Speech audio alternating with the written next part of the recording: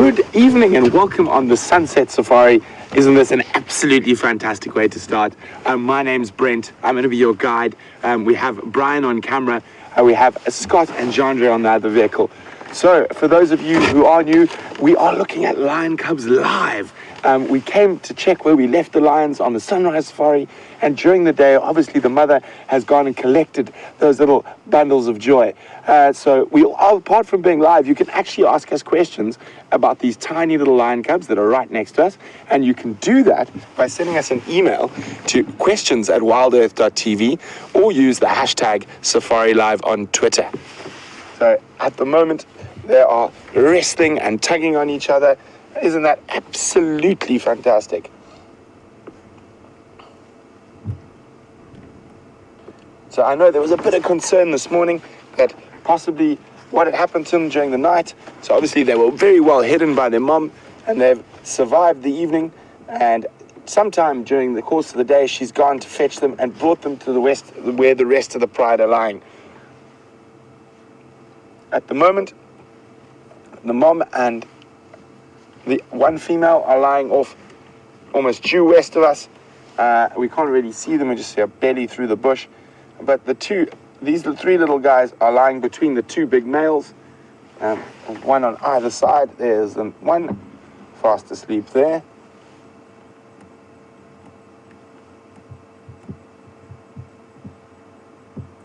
And the other fast asleep over there. And then there are two more lionesses lying in the quarry bushes behind us. The one nice thing about lion cubs, as you can see, a big male lion or a big lioness, is when they're sleeping properly. But with cubs, there's always a little bit of going on. So even though they've probably been very still and they slept from whenever they were left last night till now, so even though they're not with mom and it's hot and they're a bit tired, there's still a lot of playfulness going on, a little bit of rough and tumble. There we go, roll over, play with sibling. The temperature at the moment is about 27 degrees Celsius, which is 72 Fahrenheit, and that is not deterring these little guys from having a game. Look at that, isn't that amazing? Notice how instinctively, even in these plays, they will go through that for that throat hold, for that strangulation hold on their siblings. And as I say, a lot of lion hunting behavior is instinctive and not learned. Oh, looks like someone's going to say hello to Dad, or not potentially Dad. We'll see how tolerant, or did bravery run out?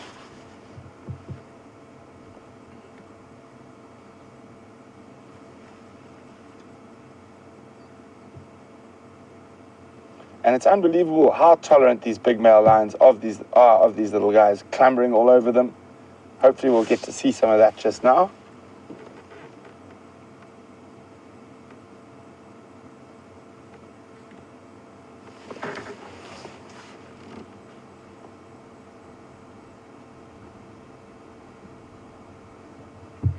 So for a little lion cub, there's not many places that's safer to be than lying next to a big male lion. There's very little other animals in the bush that would try a fight with a big male lion.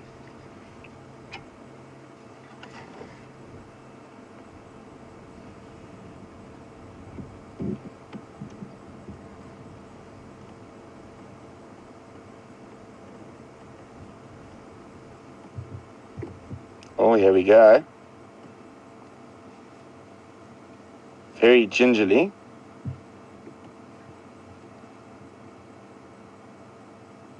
We'll see how tolerant the male is today. Didn't hear any growls or notice anything, so maybe that little one's deciding discretion is the better part of valor. Go rough and tumble with siblings, probably a bit safer than a big male lion. There seems to be paws and legs and necks and ears everywhere, all over for them to bite.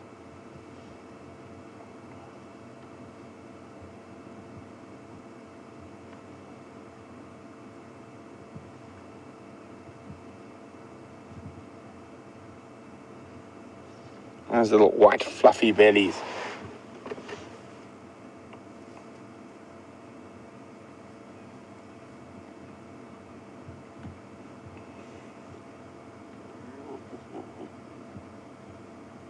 hear a little bit of growling there from the little guys.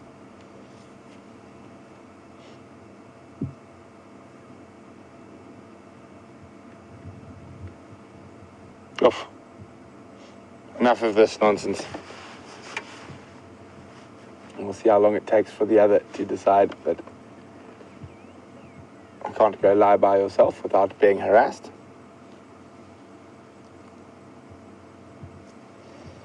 You can see they've got quite nice fat bellies. They've had a good long drink from mom. Predator's milk is very, very rich. It would probably taste quite disgusting to us, but if you're a little lion, I'm quite sure it's absolutely delicious.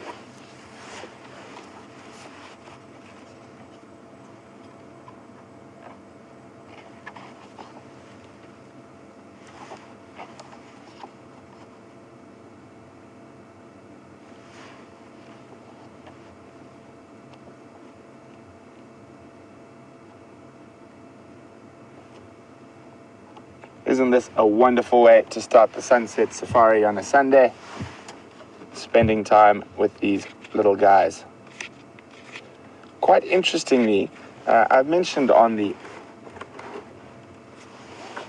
sunrise safari that they are actually lying in the exact same place that I've had the Nkahuma pride lying before. So we've often talked about lion territories, and territories is probably the wrong exact word. I would probably say home ranges is a better description, and they are not set in stone, and these animals do cross across to each other's home ranges from time to time, but there will be a sort of core area that the others will not generally move into. You can see all those nasty little biting flies around his face.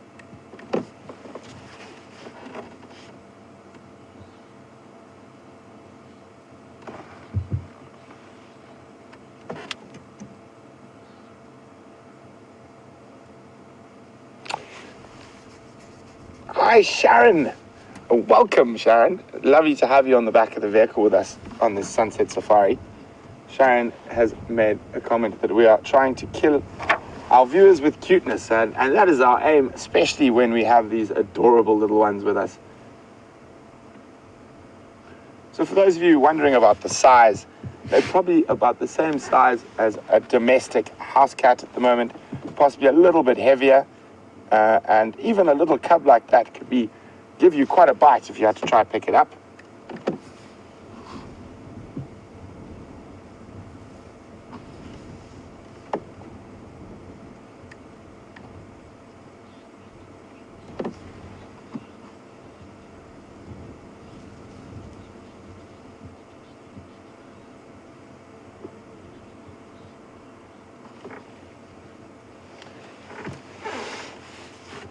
So we're going to give you a break from this absolutely adorable sighting, and we're going to go from some of the youngest members of our extended Djuma wildlife family to some of the older members with Scott, and we will see you a little bit later with another dose of cuteness.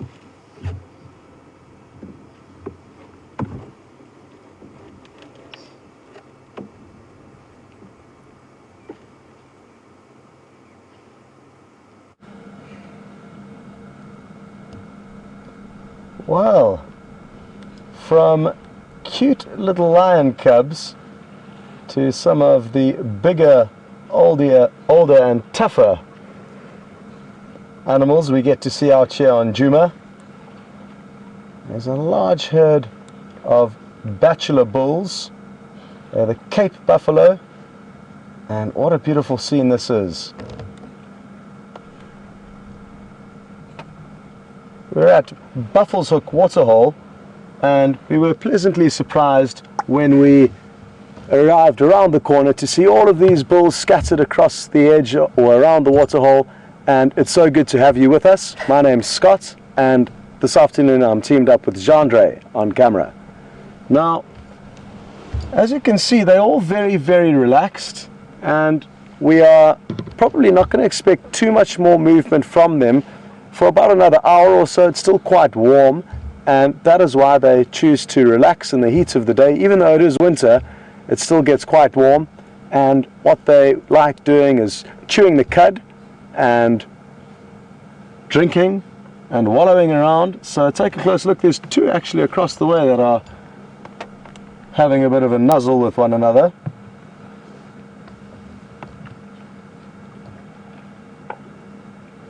You may even be able to hear the horns clashing, even though they are playing very gently.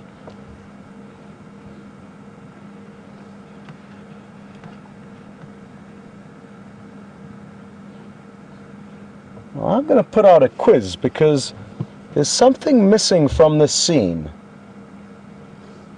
A certain animal and a certain noise that comes along with that animal.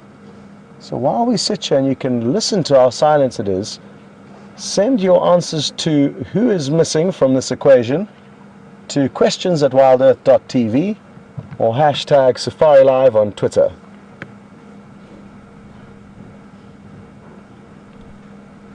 Very, very interesting, and I only noticed that a few moments ago. I'm interested to see which one of you will get the answer right first, so send them through as quickly as you can. Now, even though we can expect these buffaloes to remain fairly relaxed here for quite some time, other animals may come down to drink, and I'm almost thinking about spending an hour or so here just in the hope that we may see elephants or other animals coming down to drink. Who knows, a leopard could come onto the scene. There were tracks in this general area this morning, not very close to here, but close enough to bump into a leopard, that's for certain. And even if there were no tracks that we know of, that's not to say that there's not one here, even as we speak.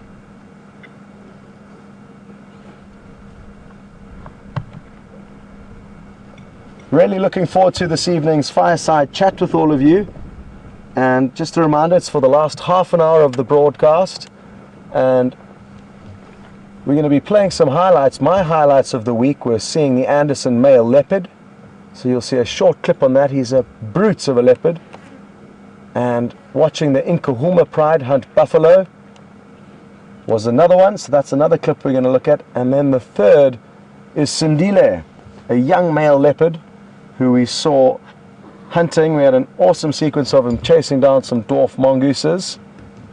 And if there's any questions you can think of relating to any three of those clips, or anything you may want to know about those specific animals, the Anderson male, the Inkahuma Pride, or Sindile, Shadow's cub, approaching 12 months of age, please send them through now, and that way we'll be ready for the campfire.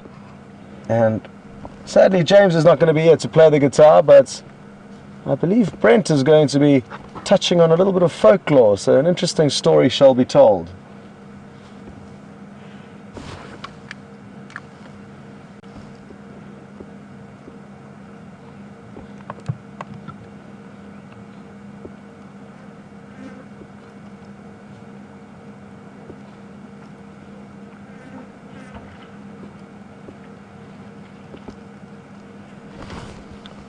Well, speaking of leopards, we've just got an update from Nige. Thanks, Nige, for sending this through to us. And apparently the Nkoro Rangers, who traverse an area south of Djuma, spotted the quarantine male leopard, who is one of Karula's sons. And he's spending less and less time on Djuma, sadly, but good to know that he was seen. I was chatting with Sean from Arathusa, and he told me he actually also saw him this morning. And he had been chased up a tree by, I'm told from Nige, elephants at some stage, but also from a pack of wild dog. So he had an interesting morning, young quarantine. And Sean said he managed to see a very good patch of fur where quarantine had been in some altercation. We're not sure exactly with who or what animal it was, but he had quite a large chunk of flesh and fur taken out of his back. Nothing too serious, but it left a big open wound, and Sean said it's actually healed now, but you can see that the rosettes haven't quite lined up properly, so it's a very distinctive mishmash of leopard coats, quite similar to what would happen with a zebra. If a zebra's rump gets scratched by lion's claws, sometimes the stripes grow back and they are out of sync, Anyway, enough about zebra stripes and the quarantine male leopard. Thanks though, Nige, for that update. And you've got some really awesome action with Brent, so we'll keep here and let you know when anything else comes along for a drink.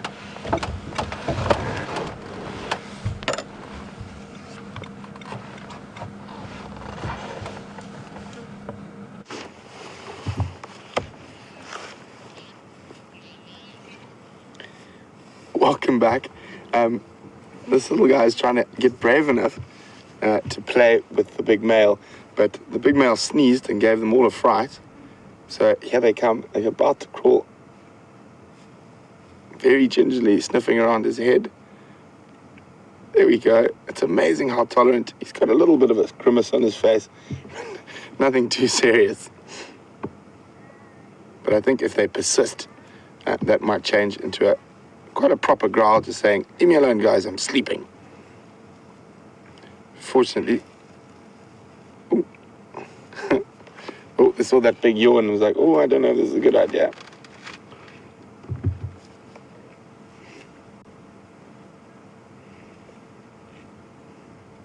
So obviously, I'm sure a lot of you guys are wondering about the chances of survival for lion cubs in this area. So depending on the research you read, I've read a few different papers, and it can be as high, the mortality rate can be as high as 67%. So nearly 2/3 of all the cubs born are killed, and generally by other male lions during pride takeovers. But on average for the last few years, not for this exact area, but an area very close to us and open to us in the Greater Kruger, it's been about between 40 and 50%. So half of the cubs survive. Oh, very, very, very carefully. Guys, but you see very little aggression, no real growling or snarling, sort of like, "Come on, guys, I'm sleeping." But we'll see what happens. It might turn into a proper growl if they keep continuing to harass the hairy-bellied Matimba. Now, isn't this incredible? To give you an idea, all this is happening less than 6 foot from my knee. As you can have a look, here's my knee sitting up against the vehicle, and that is less than I am tall between us and these lions. Isn't it incredible that they completely ignore us and continue on with their activities with us right here?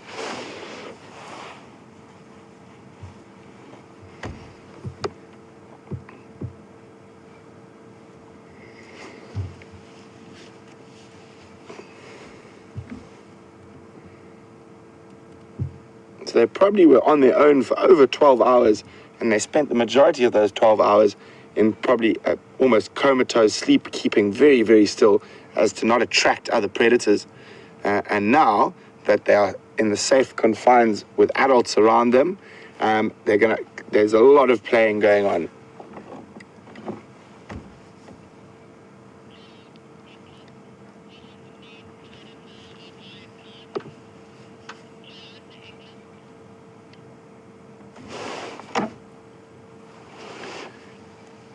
So we've got a question from Joan in the UK. I hope you guys are having a summer as we are a winter out here, Joan. Joan would like to know, what is the largest killer of lion cubs? And we have the largest killer of lion cubs in shot there with us. It's male lions. Generally not the adult male lions that are in charge of the, or the coalition, or that are in charge of the pride at that time. But it'll either be nomadic males moving through an area. So those who watch regularly, like Jeandre from the Nkahumas, he's getting to a stage where he's probably going to become a nomadic male, and he would be one of the greatest culprits at killing lion cubs. And other, it is during pride takeovers. So when a new coalition of males come in and will push these older males out by fighting and whatnot, the first thing they'll do is actually kill all the cubs that are under about 2.5 years. or any male cubs for that matter. Doesn't matter how old they are. And there's very good reason for this. So what that does is it immediately puts the females into estrus again. But quite interestingly, some recent, oh, sorry, I'm getting attacked by sweat bees. Some recent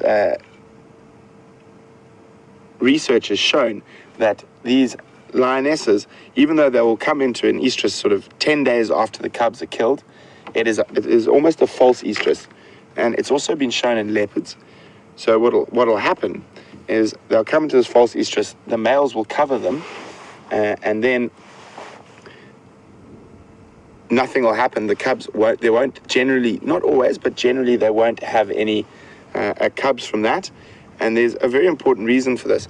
The females do this to see whether these male lions are going to hang around, because in those times of turmoil when males are changing regularly, you can often have 2 or 3 sets of males fighting over one particular area that might have 2 or 3 lion prides.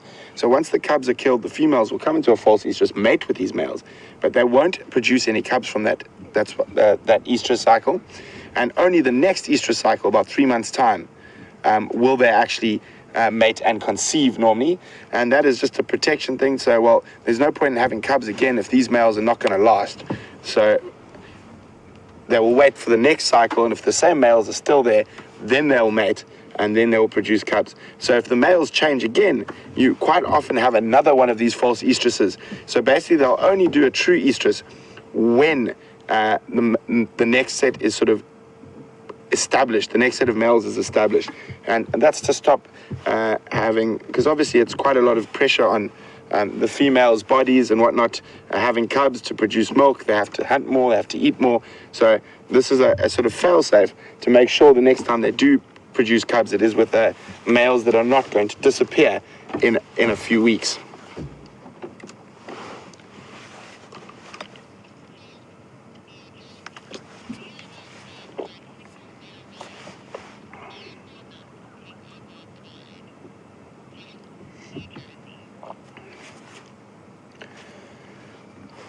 Hi, Jeff from New Jersey.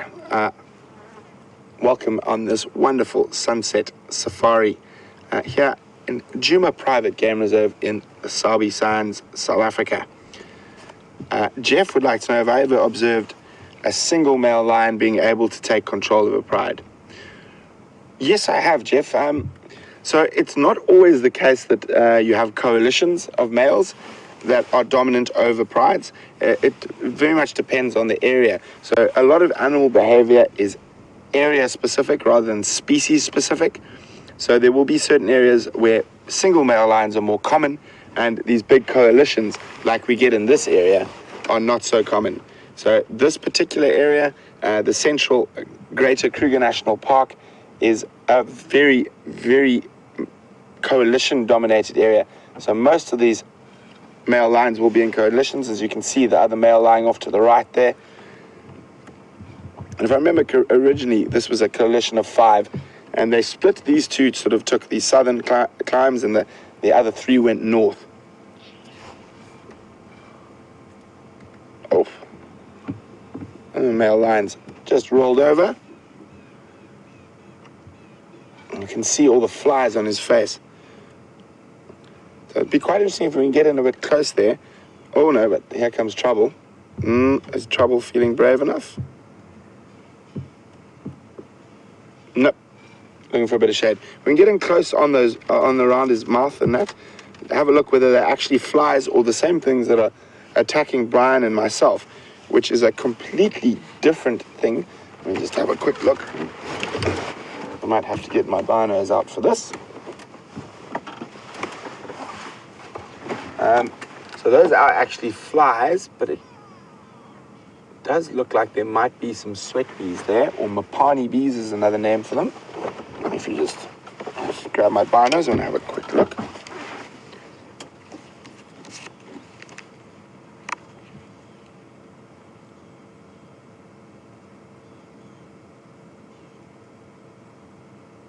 So most of them are flies. The bigger ones you see are flies, but there are some really tiny, tiny little guys hovering around, particularly around his mouth. and those are actually called the Mapani bees or sweat bees. And they're a small black stingless bee, and they can become incredibly frustrating to people, specifically at this time of the year. So what they do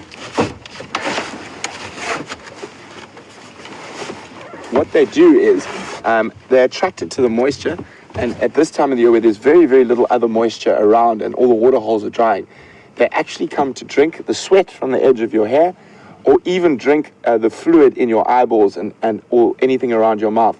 And then they're not completely harmless, they're just highly, highly frustrating. And the one problem is, if you kill one, you swat it, they release a pheromone that lets all the others know that there obviously is something good there, because something has killed me to stop me getting it. So they'll all rush to your face and you just get hundreds of them around. Fortunately, they're not that bad in this part of the world, but other places I've been, like the Zambezi Valley in Zambia, Mapani Veld in northern Botswana, and the Miombo woodlands of central Zambia, they're incredibly bad, and you can literally have hundreds of thousands buzzing around your head at the end of the dry season. See, even that little lion cub was listening attentively to the story of the sweat bees.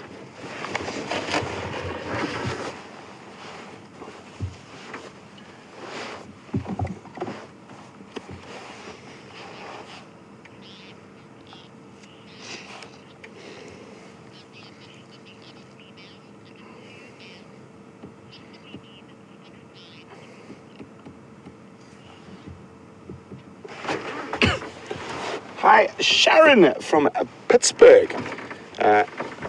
Sharon has got a really, really great question.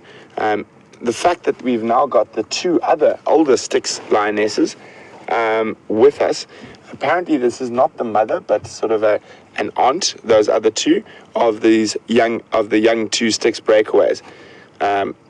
It is a very good question. What Sharon would like to know is that means, are they starting to rebuild this pride? A very, very interesting question, and there is no real right or wrong answer. They could split again tomorrow. They might stay together. And the fact that the Nkuhuma pride has been pushing quite far south recently, and there was a bit of a dust-up to the south of us. I know you guys were with James when there was hyped-up lions all over the place near our southern boundary. That could mean that they are feeling pressure from the Nkuhuma pride and have decided to join up again. And I think there are still 2 or 3 other Styx lionesses that are split from these that are still not present. But that could be the reason that there are so many other lions around in the area, that they feel the need that 4 adult lionesses is obviously far stronger than 2 adult lionesses. And if we look at the Nkuhumas at the moment, they're on 8, so they're on 5 adult lionesses and 2 sub-adults who not too far off adulthood now, and old Junior. And even though Junior is quite a young male, in a fight between female prides, Junior would be worth his weight in gold, because he is that much physically bigger and stronger than a lioness, even at just over 3.5 years old. Probably not even 3.5 yet, just over 3 years old. So it could be a reaction to the other lion prides in the area. And also now with the Tsalala breakaway pride or the Mangen pride coming through from the west and spending some time on Arathusa, it does mean the Styx territory here in the center has been getting a little bit smaller. So it is possible that they might feel the need to have more animals in the pride to be able to defend against other female prides. The interesting thing is now the males would pretty much stay out of this. Sometimes they might get involved, but most of the time they wouldn't. And the fact is that because, well, let's just take the Nkuhumas and the Styx pride now, they both fall within the Matimba males' home range. So both those prides fall within the Matimba males. So if they were to meet, the Matimba males are invested in both prides, and it would be interesting to see which pride they thought was, or if they thought that far that it would be worth defending the Nkuhumas over the Styx because there are more lions in the Nkuhumas. A very interesting thing, but obviously we can't say for sure, and that's what makes watching animals over an extended period and lion dynamics, as especially now you've got very different dynamics, males between males and females between females. So very interesting time to be in the Sabi Sands with this sort of a lot of movement of lions happening at the moment. But we will definitely keep watching and try and interpret as best we can what's going on.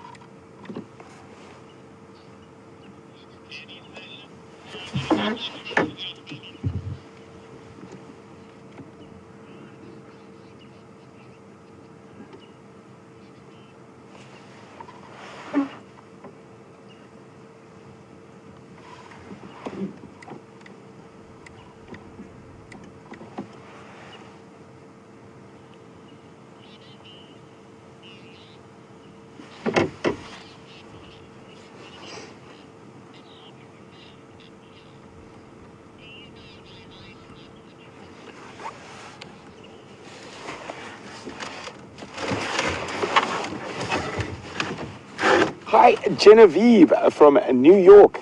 Genevieve's got a really interesting question that is quite a long-winded answer, so you're going to have to bear with me while I gab on for a while. She says, with wild dogs, they let the pups eat first, or even when the pups are at the den, they will go back to the den and regurgitate their own food to the pups. Whereas with lions, it seems to be the opposite.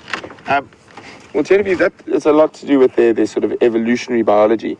They've evolved in certain niches where the different parental strategies suit their different niches in the environment.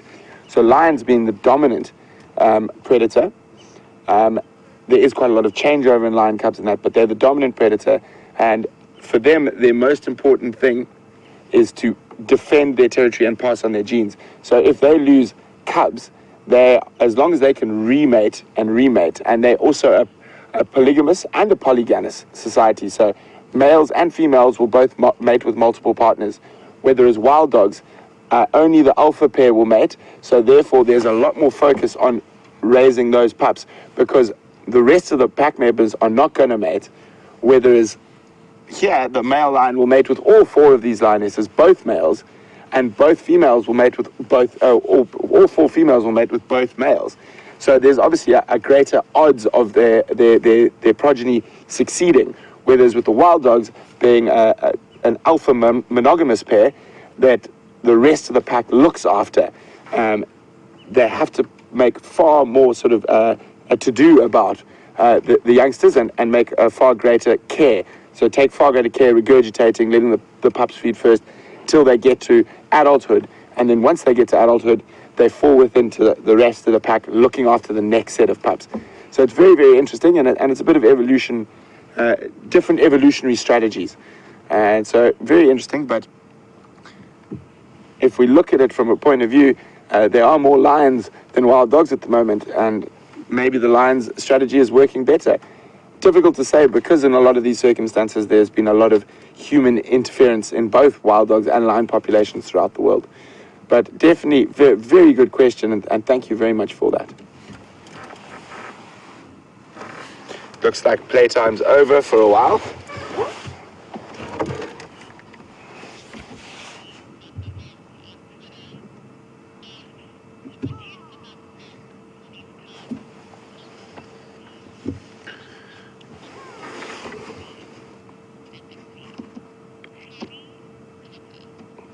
Hi, Gerry from the Vault. Welcome back. Nice to have you on a sunrise and sunset safari today. Gerry would like to know how much a lioness would have creatures like we have. Gerry, it completely depends, but generally they would have to kill every 2 to 3 days, the same as they would normally. They could probably last a little bit longer. Normally, they could probably last up to 4 or 5 days with just themselves to look after. But I have noticed, and this is not gospel, and anyone who's seen anything different is more than welcome to weigh in on this conversation, is that the lionesses that do have cubs on-kills seem to be a little bit more aggressive than they would normally and try fight for more portion of the kill. And so we'll take sort of slightly greater chances in that sort of mass pandemonium that is lions feeding, and continue and to actually fight for more meat and dominate more of the kill than she would possibly if she didn't, because she does know she has to produce milk, and obviously that is quite a load on the lioness. And especially having three very thirsty and fast-growing little guys like this, she is going to have to produce a substantial amount of milk.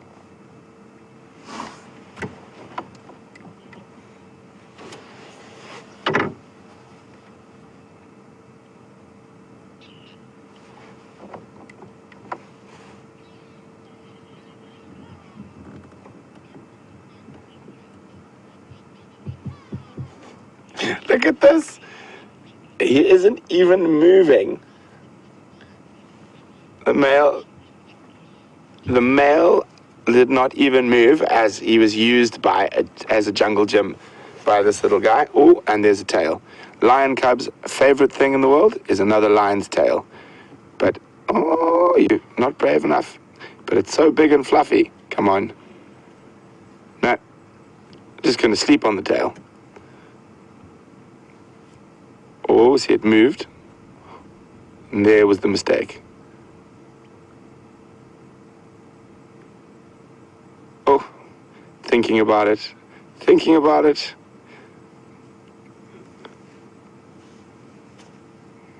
Oh, no, too tight. Too tight to even chase a tail.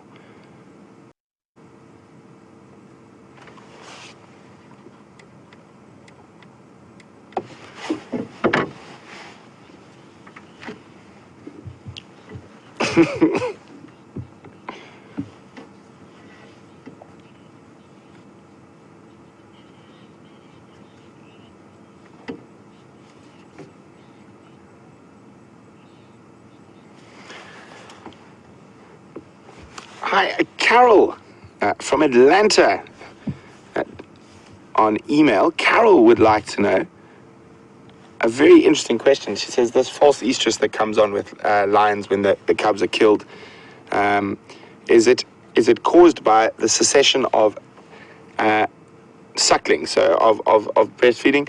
Quite possibly. I'm not 100% sure, but that would definitely make sense. And she'd also like to know, does this happen if the cubs are killed by a hyena or by a buffalo or by any other animal, not necessarily a male lion? It is, Carol, it's slightly different. So if they are within a sort of stable pride with the dominant males like we have here, so we have the two Matimba boys that are dominant over this pride and have been for some time, if these cubs were killed by a hyena or a leopard or even a herd of buffalo, the female would come straight into estrus within 10 days, but then she wouldn't do a false estrus because it's sort of a stable pride. She would go straight into a proper estrus to produce cubs.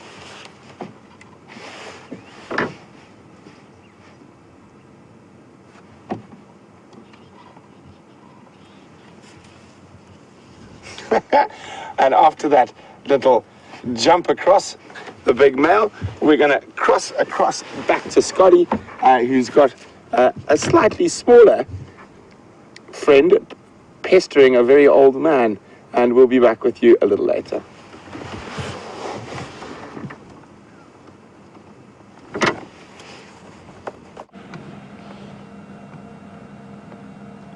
Welcome back, everyone, and take a look at this little bird. It's on the hunt, and you'll be surprised at how quickly it maneuvers, running along the ground after little insects, and it's keeping Jeandre on his toes. This is an African pied wagtail, a very pretty bird that is often seen in and around water, either still water like this or even rivers.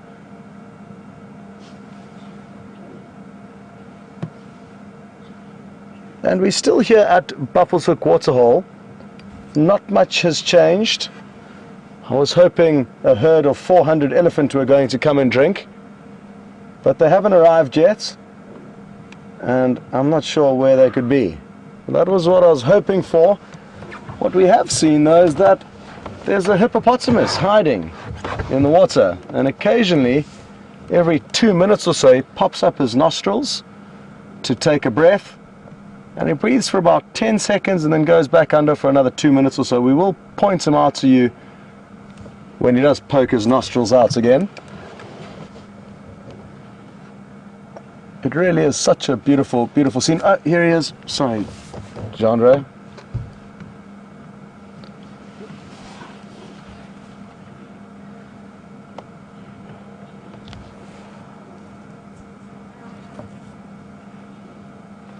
Judy, Heidi and Martha, well done for sending the correct answers through on email, and Virginia, William and Penny got it right on Twitter. It's the red-billed oxpeckers that are missing from this scene. Usually you would hear them chirping away and see them hopping around the buffalo looking for parasites to feed on, but who knows where they've gone. Possibly they've flown across to a larger herd of buffalo with potentially more food. Although, hang on, look, one's just come down. I just heard it land, and it looks like a few more are coming in straight across from us. Well, that was good timing. You'll notice that chirping that is typical of oxpeckers, and you'll see these little brown figures hopping around the buffalo's back. We're quite far from here, and Jeandre is at full zoom. But you will see one or two little birds hopping around on the back of the buffalo. So at least a few have come in to help these buffalo and rid them of their parasites. But the oxpeckers in this area obviously have a lot of herbivores around which they can feed off.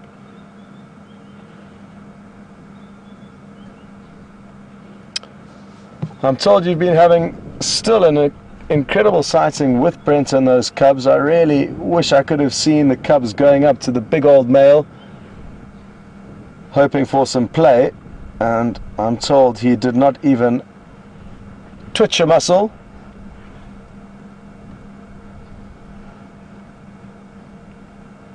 This guy's really old, and I'm sure he would have some serious stories to tell us. He's broken off one horn, as you can see. The other one's okay, but look at how little fur there is on his face. Signs of a very, very old bull. And wouldn't it be great to know exactly how old he is? I'm guessing somewhere around 20 or 20 plus of 20 years. He lived for about 25 years in the wild as a rough age to work off, and I'd certainly put him towards the end of that.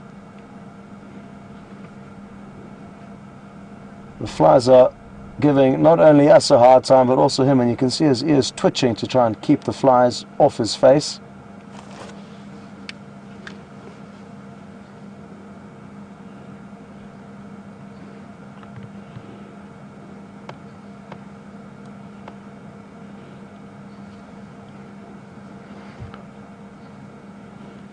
Okay, well, I've just got some great news from another waterhole, and that is the one where we have a live waterhole cam, and it's not far from here. It's probably about 5 to 10 minutes away, so we're going to rush across to that waterhole and we will see you a little bit later.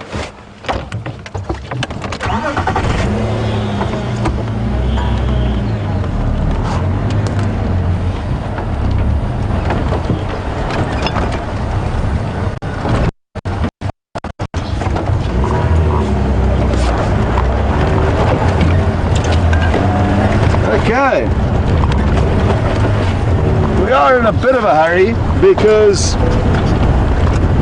the elephants that are there are drinking and they're not going to hang around for too long, so I'd like to try and get there while there still is some action and before they disappear into some potentially thick bush. I'm told it's a large herd of elephants with lots of babies,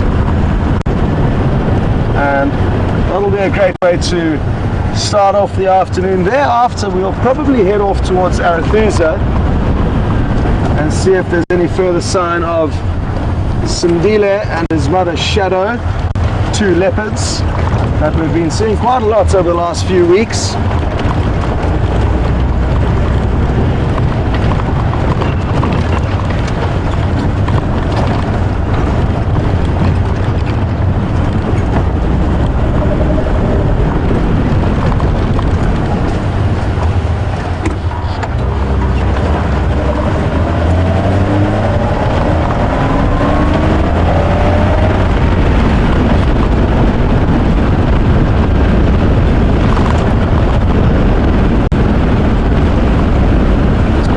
Afternoon, there's a lot of dust in the air, but that's typical in winter.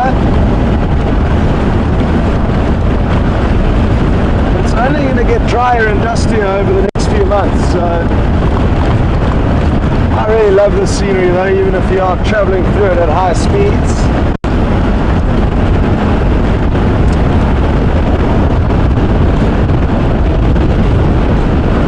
Okay folks, well before you guys get seasick by being on board with me, we're going to send you back to Brent's and we'll let you know as soon as we're at the waterhole.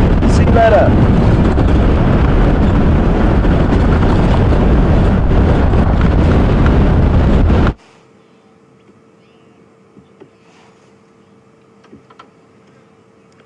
Sorry guys, I'll be with you in a second. There's other vehicles just making their way. Hey Firm, you can make your way as soon as you would like. So we are still here. There's been a little bit of napping going on while you've been gone. And our friend from this morning has decided to come join us. He's back, Brian. He was literally less than a meter from us now. Whether it's the same drongo, I'm not sure. But every time we move the vehicle slightly, he arrives to come catch any insect around us to try and take advantage of us disturbing insects in the grass, the same way he would follow a herd of elephant or a herd of zebra as they move through the grass.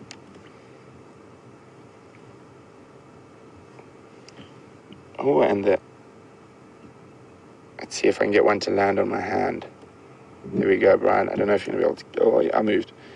I'll try and get another one. I'm trying to get one of these little sweat bees to land on my hand, and you can actually see that they are, there we go, on my fingertip. They are not, you can see they're shaped like a bee. They are not, oh, he's taken off. Maybe come back. There we go. Where'd he go? But so I don't know if you managed to get a look there, but you can see that they're shaped like a bee, not a fly. So this very same body structure as a honeybee, except they are stingless and very irritating, basically buzzing around the corners of our eyes and our mouths, trying to get some moisture. And also doing the same to that big male lion who's lying next to us. And to the little guys. But they are far more used to ignoring buzzing little stingless bees than we are. And you can actually see some on his nose there, although, no, those are flies. Let's have a look. No, those are flies, but there are those little buzzers, there are stingless bees there, but they are minute.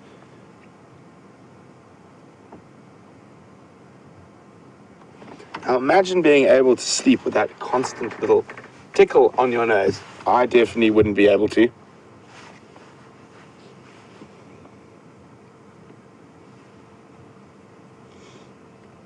Oh. That last bout of play seemed to have whacked them out for a little bit, but I'm sure they'll be up and at 'em quite shortly.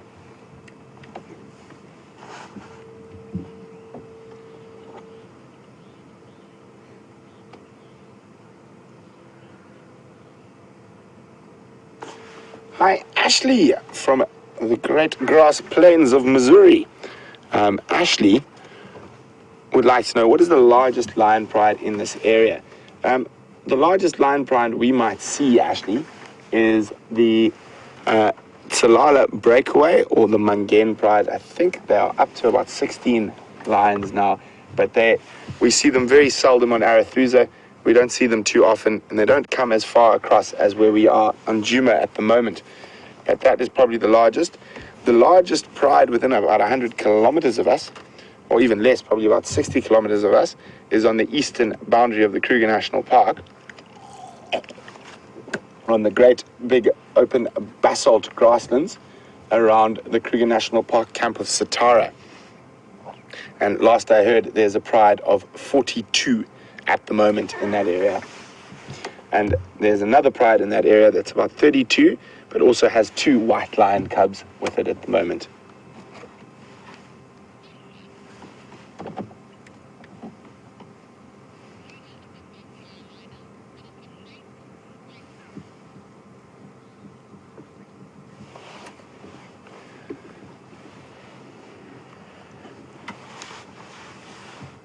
Hi, Judith from North Carolina.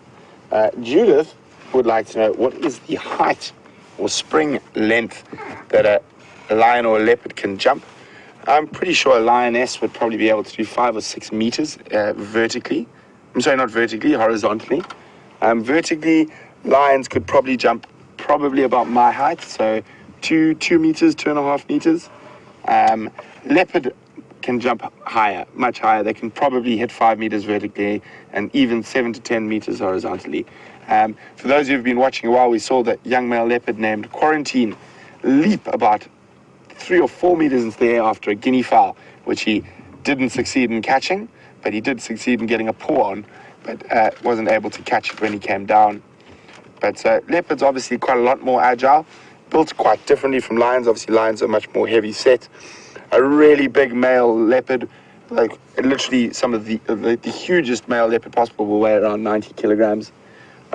Whereas a really big male lion can weigh up to 240 kilograms. So well over double the size. Oh, hello. Someone's popped his head up. He's got that dry mouth from sleeping all day.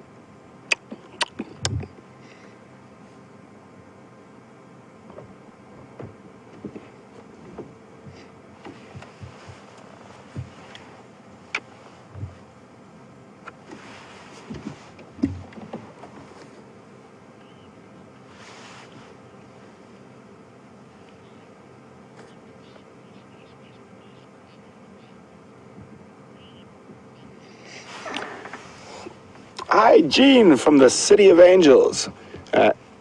Jean would like to know, do I think the lions ate last night? And I definitely don't.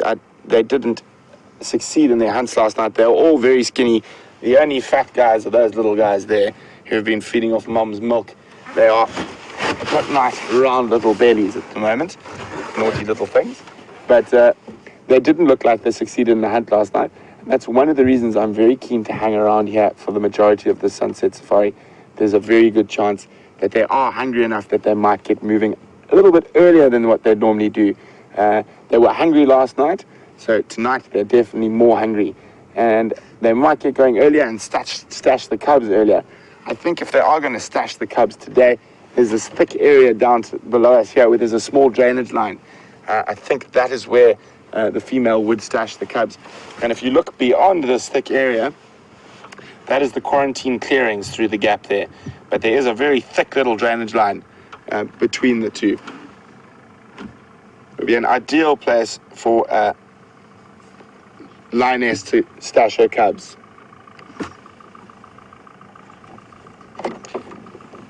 Standing by.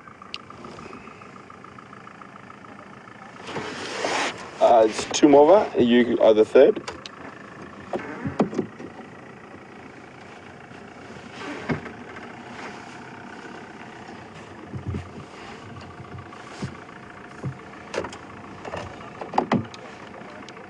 Sima, could you please take control of the sighting? I'm going to turn my radio off. Don't worry, Abel. I'm handing over control of the sighting to Asima, and I'm going to continue broadcasting.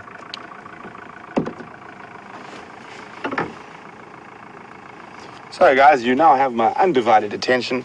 Now there's another vehicle there. They can control whoever's coming and going, and you're just stuck with me.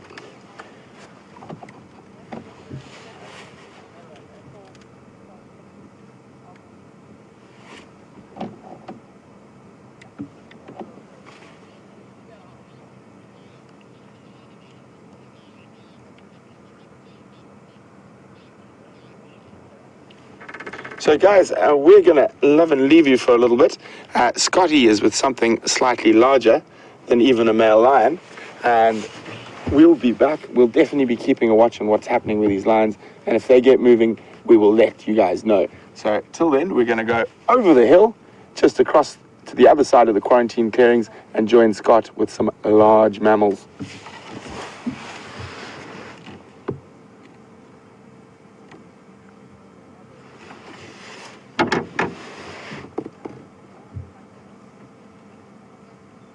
Everyone, and apologies for the backwards change you have just come to, but it's going to be worth it. There's a tiny little elephant. I'm just trying to reposition that we can get a good view of.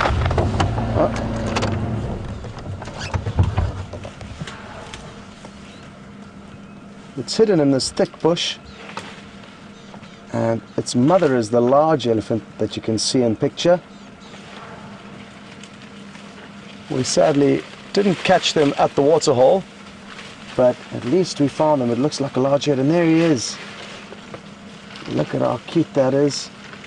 Tiny little baby. So from the Styx cubs to this tiny little elephant, it seems like we're having a great afternoon with the youngsters here at Jeandre.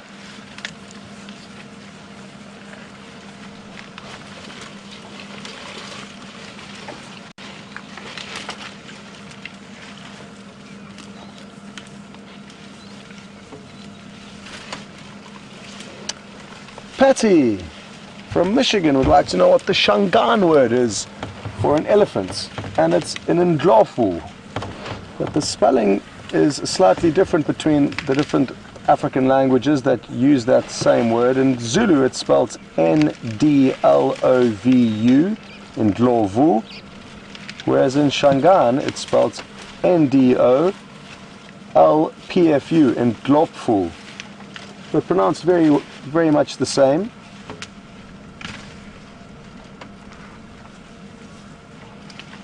And good to hear that you are practicing your Shangaan words, Patty.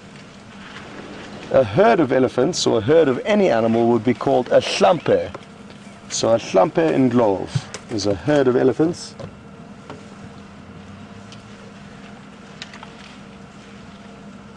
I think I'm going to reposition quickly. It's going to be worth trying to make the most of this sighting before they head into even thicker bush. And aren't we lucky that the Jeandre waterhole camera, which is on 24 hours a day, alerted us to the fact that there was this large herd of elephants coming to drink. And for all of you that may have sent updates through, thank you very, very much for those updates. We really appreciate it. If they carry on in the direction that they're going, they're going to end up right at the house where we stay at when we do stay here at Jeandre. It's just up ahead of us. Oh, I think we might, I don't know whether to try and get to the smaller. Yeah, let's go on to the smaller car. There was another one on our left.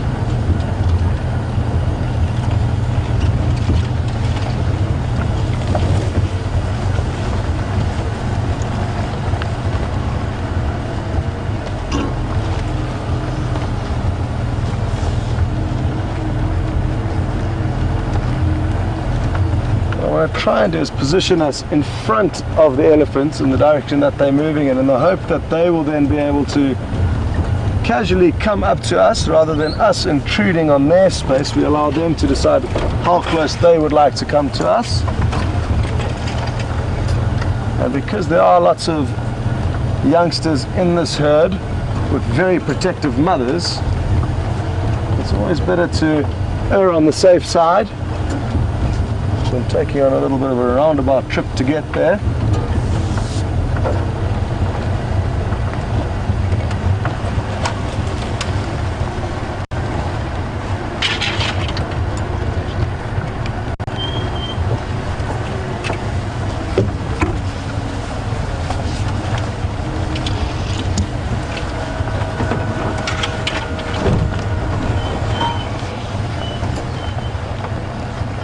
Jennifer in Toronto has noticed something quite interesting, and that is that the fur or hair on the end of the big female whose little calf we were looking at earlier, her tail is extremely long according to Jennifer. Well, there's a lot of hair on it, and having a look at it now, you're right, Jennifer, I didn't notice that initially, but she does have a very hairy tail.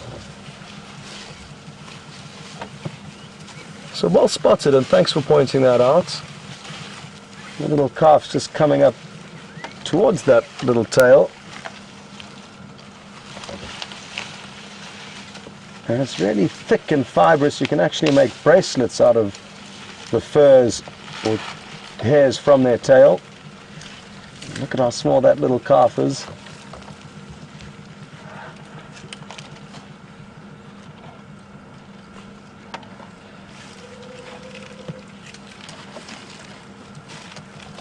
I hope it continues. It's been headbutting a little branch, but it's sadly obscured out of view. Let me try and... We'll just actually stay here because we're a bit close to be starting up the vehicle again. But the calf was showing its strength and trying to snap off a little branch earlier, which would have been great to show you, but it just goes to show how differently the angles are, even though Jeandre is just behind me. And that's something we permanently have to try and factor into the equation, especially in this thick bush.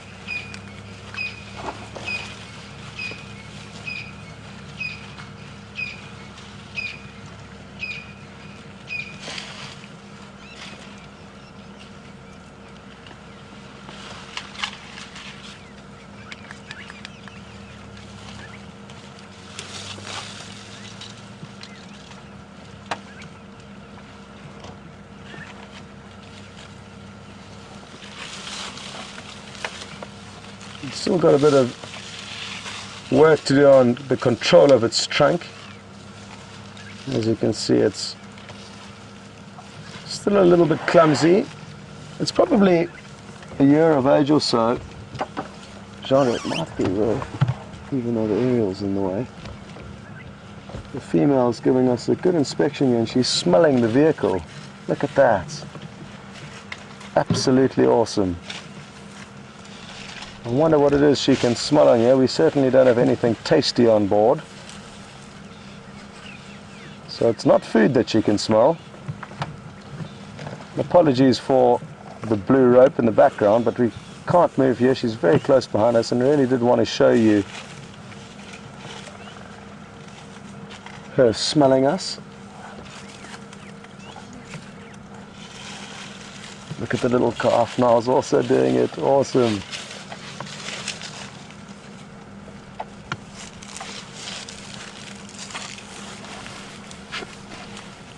And imagine being able to point your nose in the direction that you would like to smell from. Very bizarre adaptation. Wonderful, and here comes another one, possibly one of the elephant's offspring from a previous generation. And young elephants will spend many, many years with their mothers. They build very strong bonds. And up till about 5 or 6 years of age, they're always in within about 50 meters of their parents. They trail behind the newest born. Now, what should we do next, I wonder? Just trying to work out what the rest of these ellies are doing. Let's see if this young bull doesn't give us any attitude on the way past. They seem very, very relaxed. So, not expecting too much playfulness out of them, but you can never tell, especially the young boys. They sometimes try and prove a point to us, and it can be quite a laugh to watch them come charging up to us and then jam on brakes at the last moments.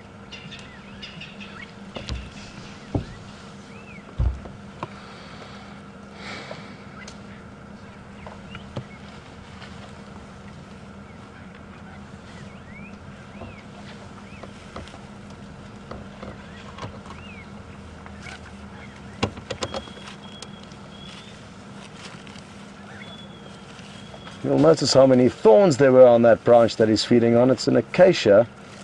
And let's watch how he goes about this. Is he just trying to obtain the bark, or is he actually trying to eat the leaves? I'm guessing he could just be going for the bark. They are typically feeding mainly on bark at this time of the year, and also roots, occasionally leaves, but bark is making up the bulk of their diet. Sadly, we can't see what's happening to that branch, but I think he could be eating the whole thing, thorns and all.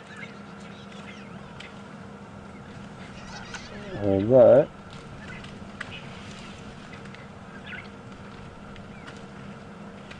oh, look at that. Oh, imagine having to chew on that.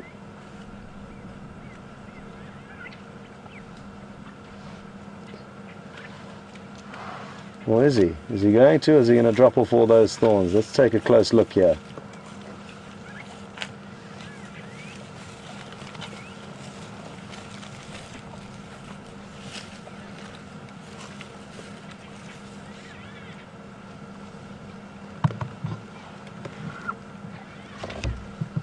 They've got very large flat molars that they grind up their meals with.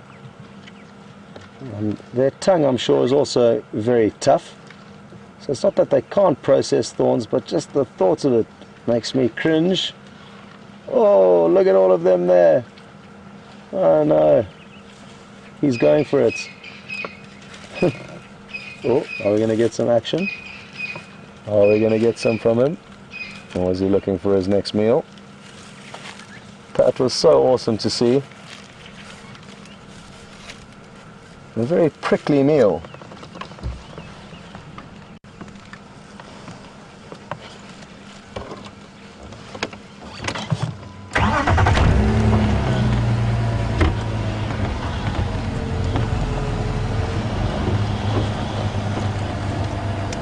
Well, just got a question through from Mavis on Twitter, and she would like to know if the thorns of the buffalo thorn will hurt the elephant's mouth. Well, that was a clear show of what the elephants think of little thorns. It didn't even slow it down. So I've got a very tough mouth that can process the thorns. Now we can see this individual, the same one that we were watching earlier, who's feeding on more typical food for this time of the year. And what he's doing is he's going to strip the bark off this round leaf teak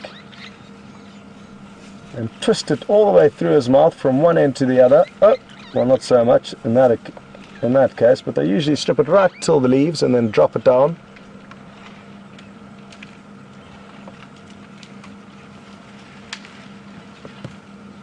But one thing that I've noticed, regardless of the time of the year, they will always mix up their diets and will feed on a variety of different plants and plots of plants as they move through the bush.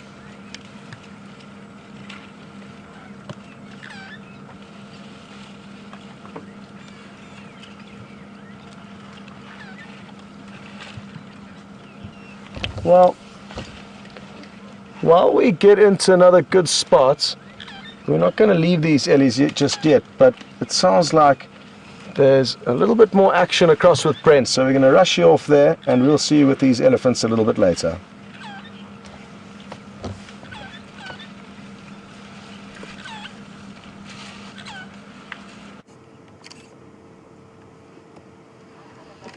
Welcome back, everyone. Unfortunately, the cubs have now come so close and we can't move, and then we can barely see them. I'm going to try and pop my shoulder down and you might be able to see some tails over there, but they're too close for me to move without disturbing them.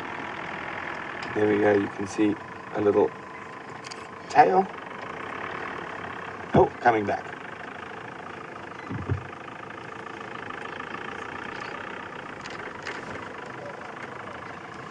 There we go, all three are coming back. And you can see how close they are. You can see here's my steering wheel, there's the microphone. So they've come this close to us, we haven't gone that close to them. So it's very important in these type of sightings. The vet, he's not chasing them, it's quite a bit further away than we are. They're just running around and playing, as you can see.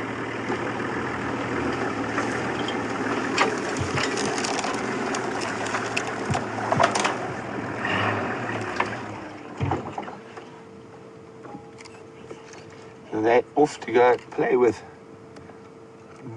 one of the males that's lying in front of us there. Oh, he doesn't want to be played with.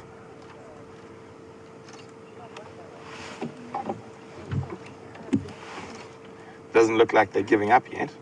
That flicking tail.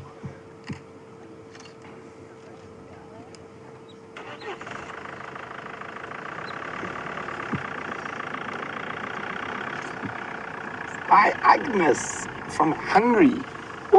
Welcome on this sunset safari, Agnes. Agnes would like to know, aren't we scared to be so close to a big male lion? Well, no, Agnes. Fortunately, most of us have spent the most of our adult lives, and myself, my adult and child lives, around male lions. I think it's far more dangerous to be a little lion cub, judging from that little reaction to a male lion. I'm just going to pop my head up. I'll see what's going on. Unfortunately, they are too close for us to move at the moment. Don't want to disturb them. So they're just off near our front right bonnet. So about where Bryan is there, but they're actually then closer to the vehicle. You might just see an ear or a tail pop up occasionally. You see that grass stalk moving? There we go. So Agnes would like to know, aren't we scared being so close to a big male lion? Not at all, Agnes. Lions and people have quite an interesting relationship. And we evolved at about the same time, about 200,000 years ago. So man evolved into the dominant diurnal predator, while lions evolved into the dominant nocturnal predator. So even on foot, if you walk into a lion during the day, 9 times out of 10, it's going to run away from you. And I feel very confident walking into wild lions. You won't find me playing with tame lions, though. So any lion that's been brought up by hand or whatnot is far more dangerous than a wild lion. It means it's lost their natural instinctive fear of man. So what a lion sees, because their eyes work differently from us, is it sees the bipedal figure, the upright figure of man. It recognizes that as another predator, and during the daytime it recognizes us as the dominant diurnal predator. So 9 times out of 10, when you walk into lions on foot during the day, they'll run away. Now, from a vehicle like we're all in at the moment, it's a completely different scenario. A vehicle's only been around for just over 100 years, so they do not have an instinctive response to a vehicle. So also a vehicle doesn't smell like anything natural to them. It smells like diesel or petrol and fluid, and even people have changed how they smell. We don't smell sweaty and smelly from being out in the bush all day. We smell like deodorant and shampoo and and clothes, washing powder and whatnot. So they don't have an instinctive response to us. We're going to move now. We're just letting all the other vehicles move. We've spent an incredibly long time with them by ourselves so far. But let me just finish chatting about that. Now I can pop up. So what has happened is the lions, as long as you drive carefully and considerately around them, they don't have an instinctive response to us. So they're not sure. They know there's something there, and they definitely see movement and whatnot on it. But it's amazing, even if the way we sit like this now, they take no interest, as you can see, to us at all. If Bryan had to stand up and show that bipedal figure, it would cause them to react negatively, either running away or becoming aggressive. Obviously, none of which we want. We're here to observe, not to interfere. But it is very interesting how that two animals, human beings and lions, that evolved into their current form at around the same time, have very definite responses to each other. The other thing is, if you get charged by a male lion on foot on a walking safari, everyone thinks they'll run. Most people want to run, but they can't. Instinct takes over and you keep still. It's the most incredible thing. I've watched people, all I want to do is run, but my body wouldn't let me. So it's our instinctive response to our defense against lions. And one of the funny things that people don't understand, and if you think about it a little bit, it makes a lot of sense. Why, when it gets dark, do you want to go home? Why do you feel safe in your house or your little cave? And that is an instinctive response to when we lived on the open savanna. We needed to get to a safe place as it got dark, because the lions and us swap roles from daytime to nighttime. lions become the dominant nocturnal predator. And lions will try eat you at night, whereas they'll run away from you during the day. So Agnes, welcome if you are a new viewer, and I hope that helps give you a little bit of insight into lions and how we can drive so close to them and why we're not scared. But in saying that, we still have a huge amount of respect for these animals, and we'll never push the boundaries too far. So if the animals bring themselves into our space, we'll stay, and that's why I didn't move while those animals were so close to us. But if we had tried to push ourselves into those cub space, they would have run away. So it's very important to learn how to read animal behavior, and we're really lucky here. We've got such a great team of guys who've all got incredible experience and are really great at doing that and making the right decisions at the right time.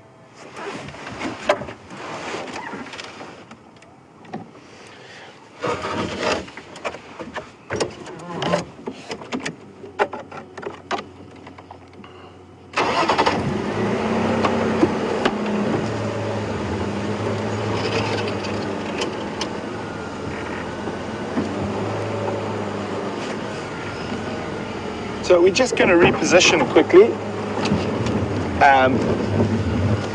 We okay there, Brian? There's a stump. Okay. I nearly took out the stump, and it looks like we'll survive. So just a quick thing for if there are any new viewers, really welcome. And isn't this incredible? Feet away from these tiny lion cubs live, so you're seeing what I'm seeing at the exact same time. You also are able to ask us questions about what we're seeing, and if you've heard me answering questions, you're wondering how we get those in, you can do them by sending us an email, and the email address is questions@wildearth.tv, or you can use the hashtag #SafariLive if you're on Twitter.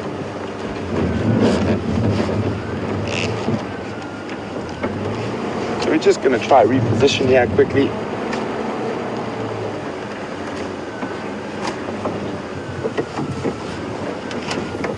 So Miss Jeandre and Renosta have been wondering, oh, there's some movement going on.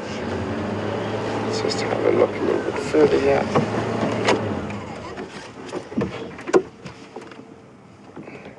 So you can see there how hungry they are. You can hear the cubs complaining. They're very thirsty.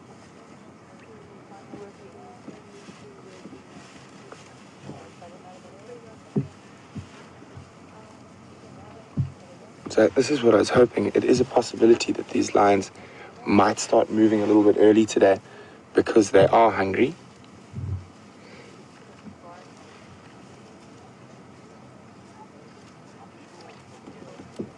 And the two adults have now got up and they're walking across our face here to where the rest of the lionesses are lying. And the cubs have stayed behind. I'm quite sure they'll follow shortly. So the other three lionesses are lying in a pile just to the left of that female who's defecating.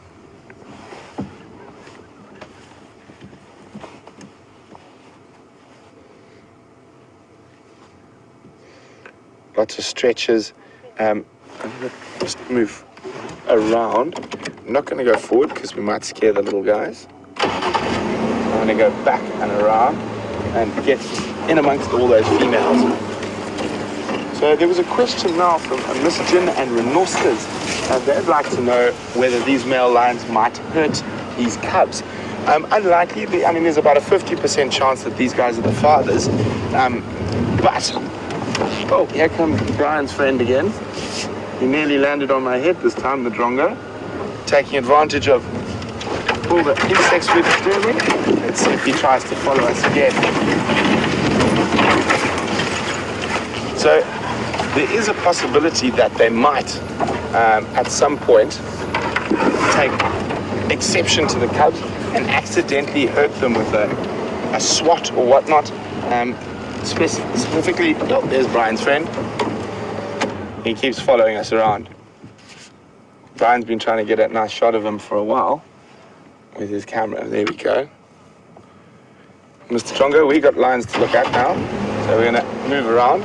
And it's amazing how adaptive these drongos are, following us around as we move to take advantage of the insects we disturb. But sorry, back to your question, that yes, it is possible that these male lions might hurt these cubs, but generally it wouldn't be. I have seen a male lion eat his own offspring, or offspring of the pride. Look at this little guy following us around. The offspring of the pride he was dominant over, and that's after he had been in a really big fight with another male lion, and he felt that he was quite injured and he needed the sustenance of his cubs to go on to produce possibly more cubs at a later stage.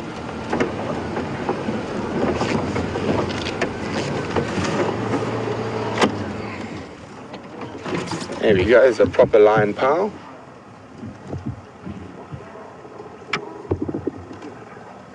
You can hear the noises. We'll just wait for the other vehicle. Mom is not having it. Oh, that's not Mom, that's Auntie. That's probably why she's not having it. I think the cub grabbed the wrong teat there.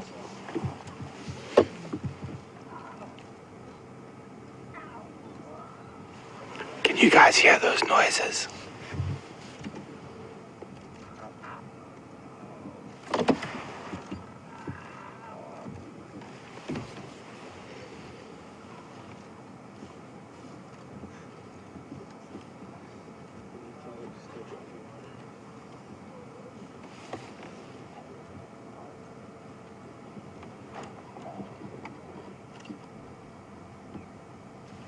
There we go, they've got to Mom. They've started suckling again now.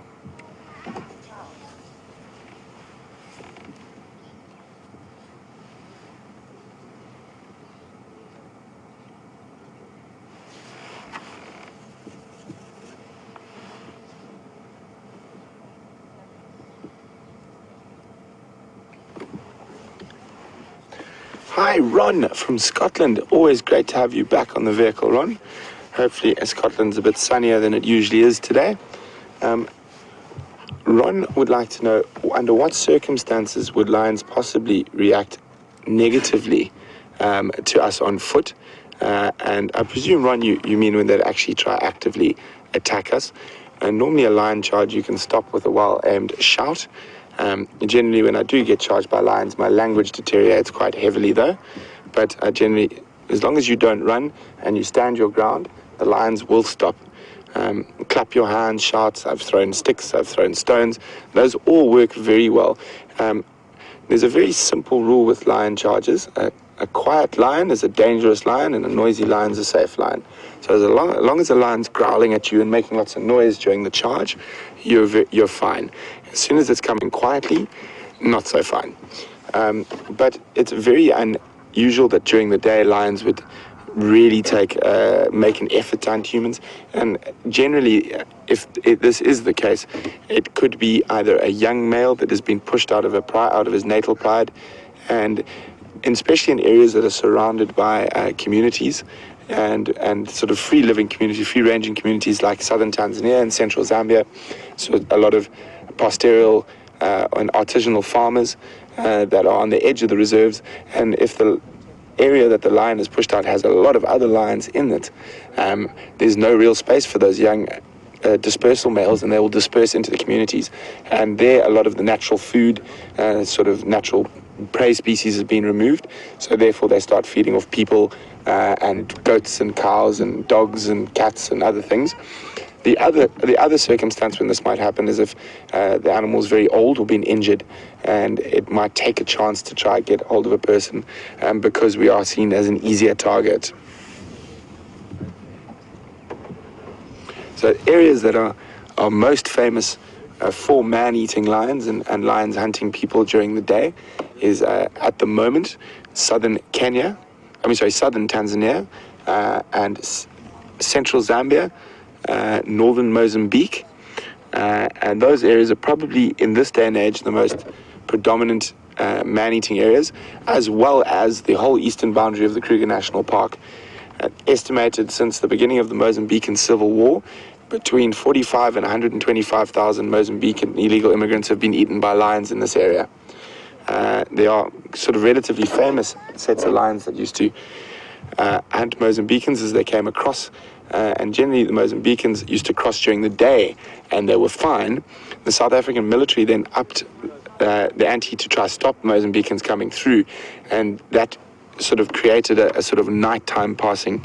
And quite often they would use power lines or fire breaks, so long straight lines that come off the road or come off the fence line and go in a long straight line, and they would then come and utilize these to try and move through at night.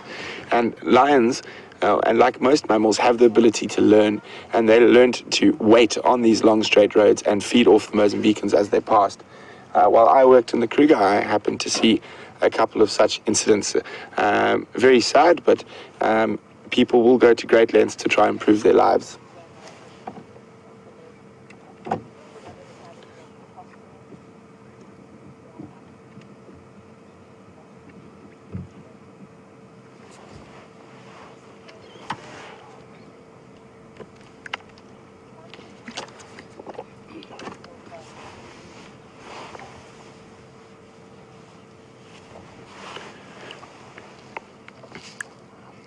Hi, Gilly in Milwaukee. Always great to have you on the back of our game drive vehicle.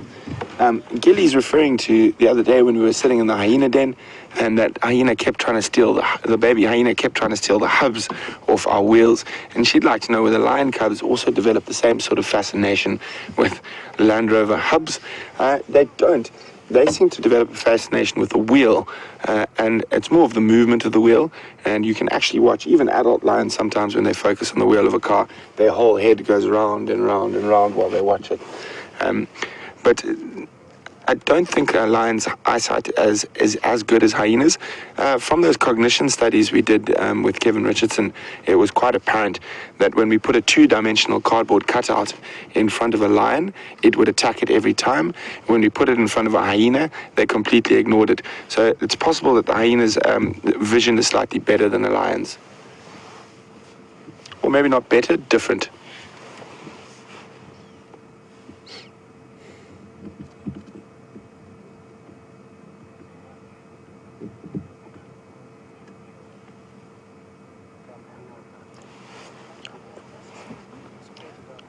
Yeah, sure.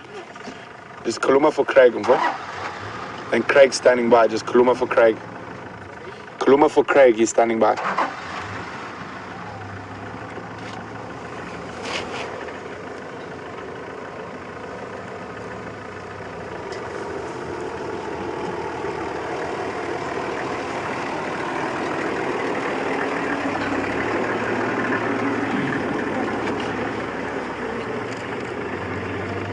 Hi, Donna, who's getting hold of us via Twitter on this sunset safari. Donna would like to know, how would the female react to the males killing their cubs? Well, Donna, and we should like to know whether females try to defend them. To a degree, Donna, they would, especially if it is new males that are coming in. Especially if it's new males coming in, she would definitely try to defend them to the best of her ability.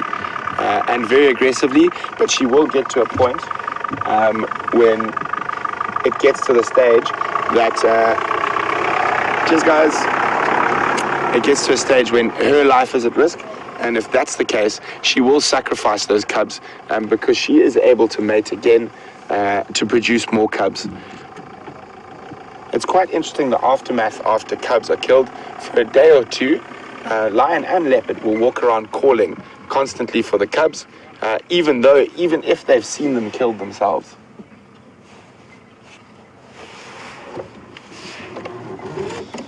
So again, we are spoiled. We are the only people here. So we're going to move in again a little bit, and there are some other vehicles on the way, but don't worry, we are not going anywhere. So unfortunately, while I'm the only person here, I might have to use the game drive radio a bit, but as soon as someone else comes, I will hand it over again. So I'm just going to move to get my shadow out of the way.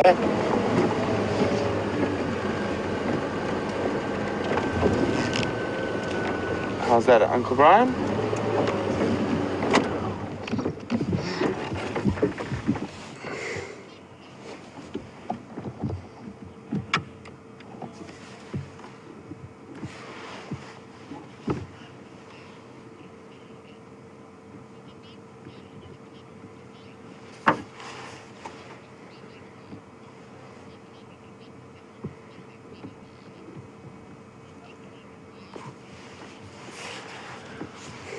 Hi, Pinky Swear in Michigan.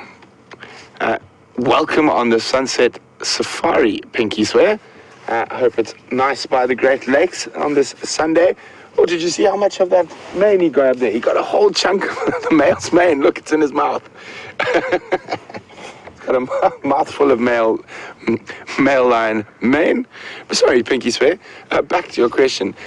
Pinky Swear would like to know, how does that the female or the mother keep the little guys from following them when she goes off to hunt? And she does it with aggression. She'll actually growl and snarl at them.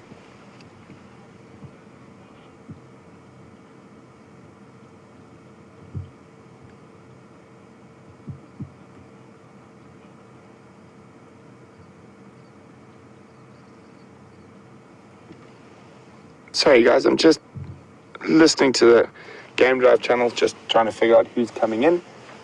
I'll be back with you in a second.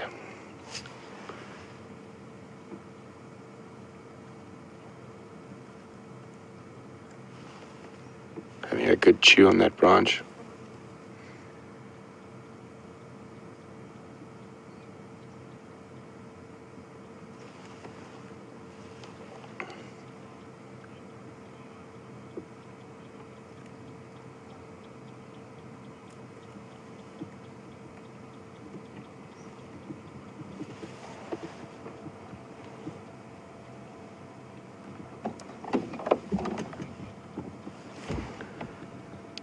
Copy, make your way. It'll be yourself and Craig.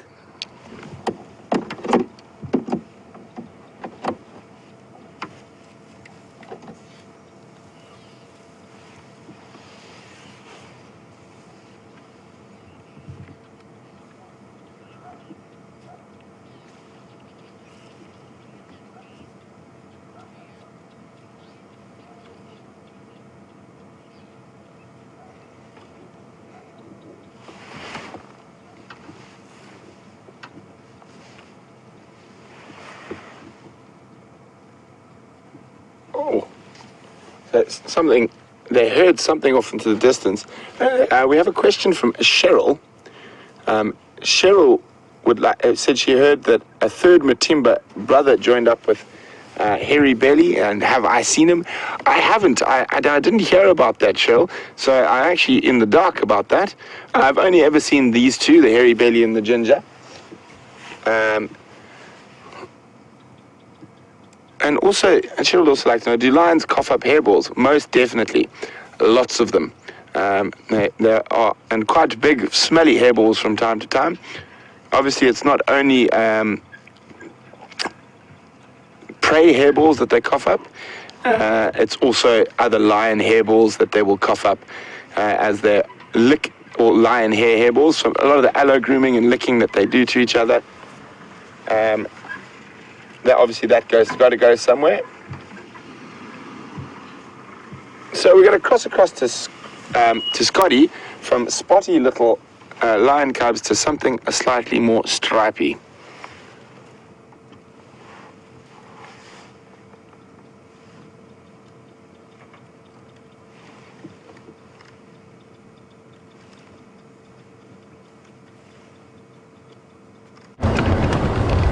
Welcome back everyone, and we've got us at a bit of an awkward moment, but it's about to be beautiful. Just decided to reposition the vehicle so that we can see an awesome sight of some zebras coming down to drink. Oh.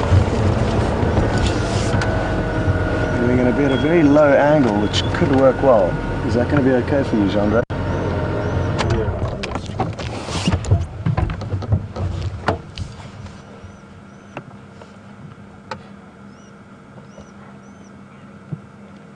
Beautiful golden afternoon sunlight, and here they come. This is going to be awesome. Look at that reflection.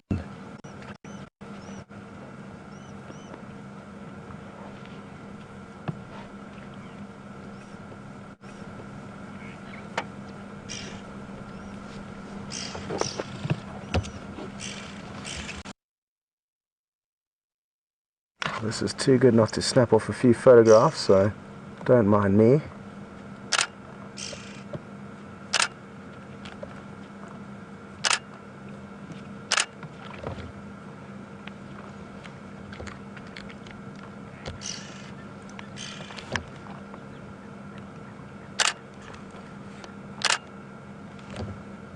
Beautiful. Well, thankfully, these are spoiled zebra. This is a small waterhole where water is pumped into. So it's fresh, clean water, not like the muddy water that would be down at the waterhole below us. And here you can see a closer view of the oxpeckers, the birds that were missing from the scene at Buffelshoek Hook Dam earlier. They're really pretty little birds. And look at them all lined up there. Oh,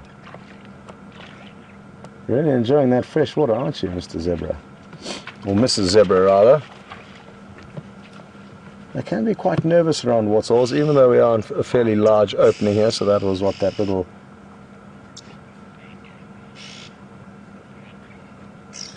run around was all about. We've got a little bit of a scare. And just a quick drink. I can't believe that little cub managed to pull out some of the fur from the big male's mane. It sounded like an incredibly cool sight to see.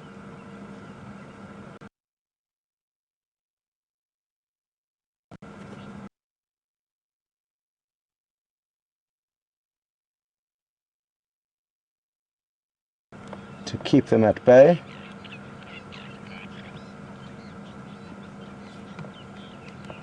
Such beautiful coats, and this is a wonderful angle down the spine.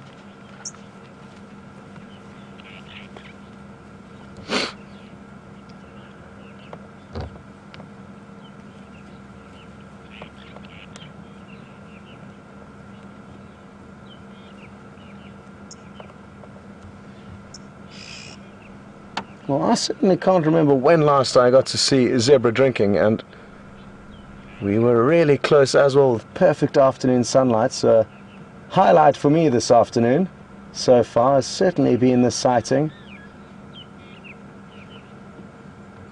We rushed off to follow up on some alarm calls of monkeys and inyala or kudu we heard earlier, but didn't have any luck.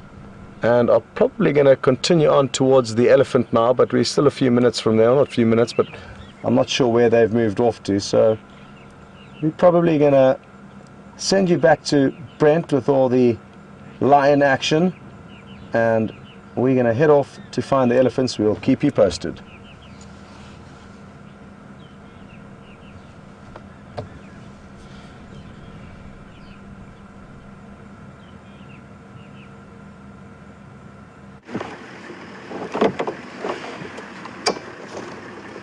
Welcome back. We've got quite the little game happening right next to us.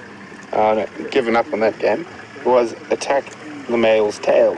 But it seems like that has got boring. It's going to go attack and stalk sibling instead.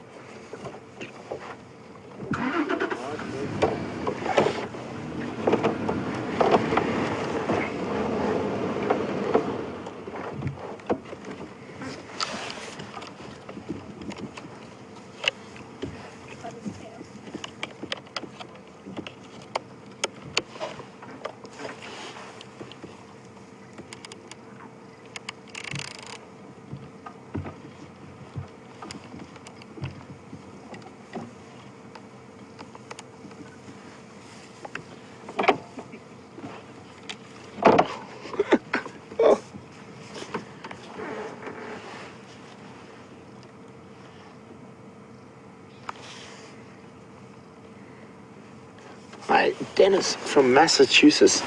Welcome on this sunset safari, Dennis.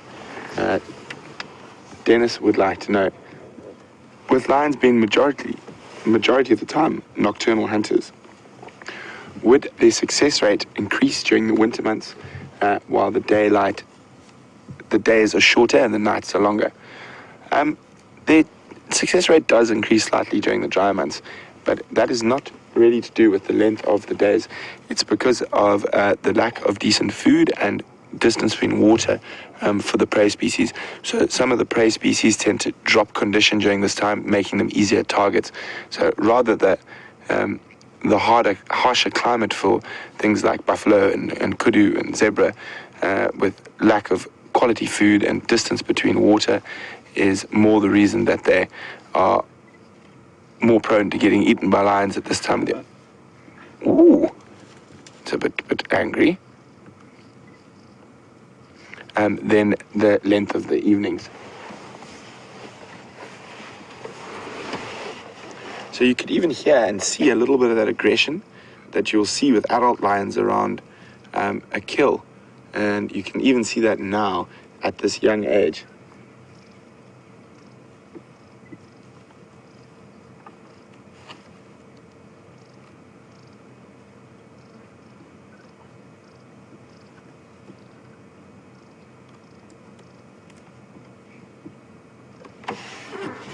The one in the middle there looks like the young little male to me, slightly bigger, slightly more aggressive, and slightly more possessive over things like the stick. And just in that behavior, you can see that it's probably, there we go, it looks like a little boy. Oh, bless you.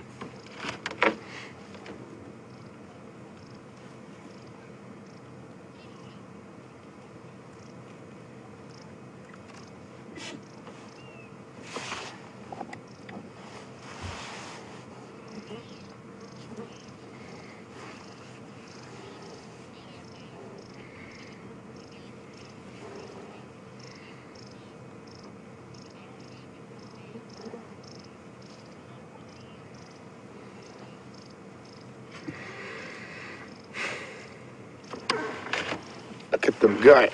Oh, and you see that instinct straight for the throat, for the suffocation hold. That's why a lot of people think sometimes you might need to teach a lion how to hunt. 80% of a lion's hunting skills are instinctual, and the rest is learnt on the job. And there's a lot of people who think you need to take a wild animal or a lion that's been hand-reared and now teach it how to catch or hunt. And the only way to do that is you just take it out into the bush and leave it till it gets hungry, and it will catch something. See, a lot of those maneuvers, the kill, how to trip things, those are all instinctive reactions. They are not learned behaviors. Obviously, the more a lion hunts, the better it can possibly get at it. But most of the lion's hunting instincts are actually instinctual. Neil from Wales has a question for us. When these males that commit infanticide, these nomadic males or even new males coming in, do they have a preference whether they kill female or male cubs? Neil, they don't. They will kill all the cubs because they will want the females to come back into estrus so they can mate and they can pass on their genes rather than the genes of the males that were previously in charge of the coalition. So while we say goodbye to these little guys for a little bit. Oh, that was a good snarl. We're going to cross back to Scotty for a little bit, who's caught up with those pachyderms he was with earlier, and we were not going to move, and we'll be back with these little guys a little bit later in the show.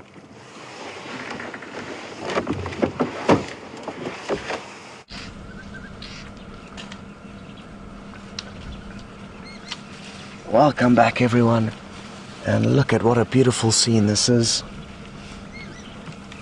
The herd of elephant that we were watching earlier has come up to the quarantine clearings, and with the sun setting in the background, it's making for a truly wonderful scene.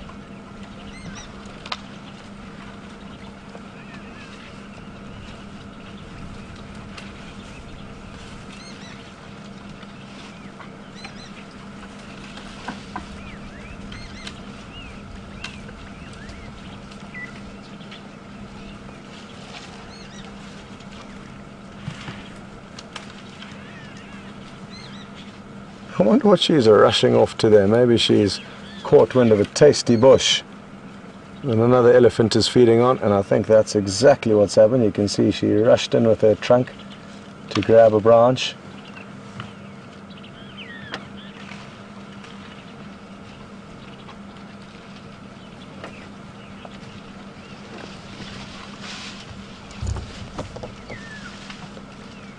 That silver cluster leaf is doing surprisingly well for this time of the year. Oh, the elephants to our right just had a little bit of an altercation with one another, and it's where the very young calf is with her mother. That's her mother who just broke off that branch.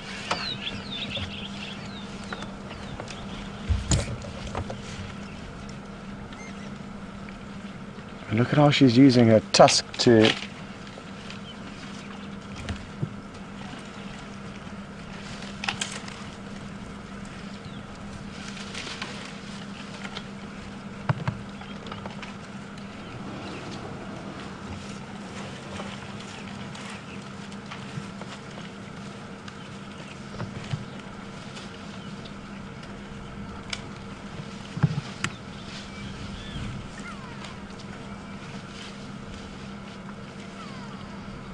It's wonderful to just stop and listen to them feed.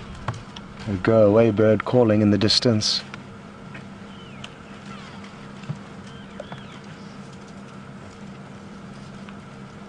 A very, very peaceful scene it is.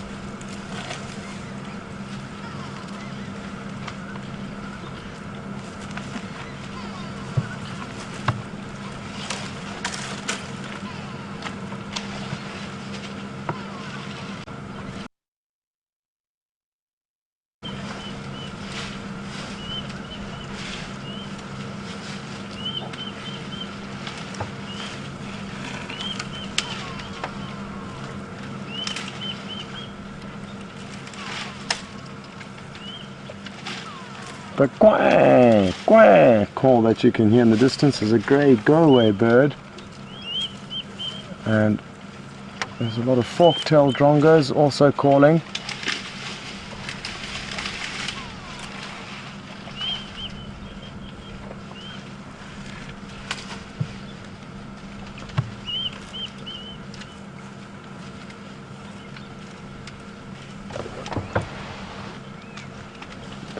What I think we're going to do is reposition. We've got a really great opportunity to get some stunning shots if we get onto the opposite side of the sun, directly opposite the sun. So let's see what we can do here.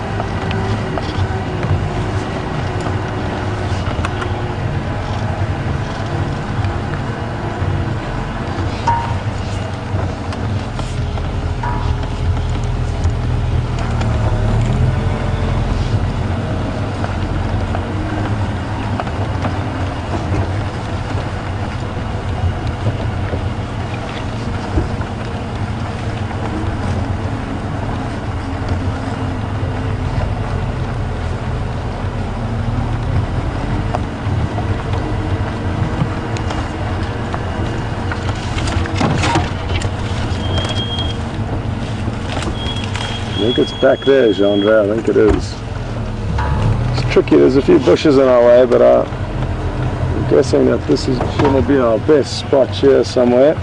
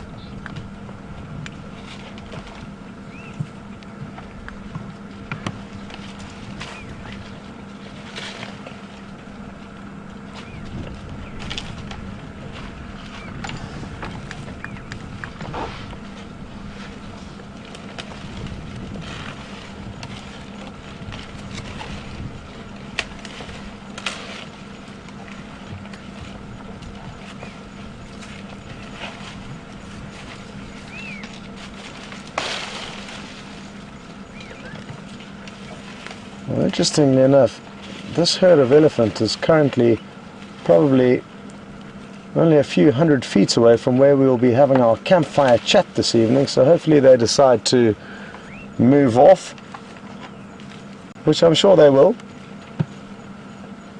Although they probably won't give us too much trouble, as they will be able to see us from a long way off and hear us, and will probably just avoid us. But they are very close to where I need to be, helping VM set up the fireside chat in the next 10 minutes. So the last half an hour of the drive you will be with Brent. And how convenient has this been? The elephants have literally escorted us to the campfire.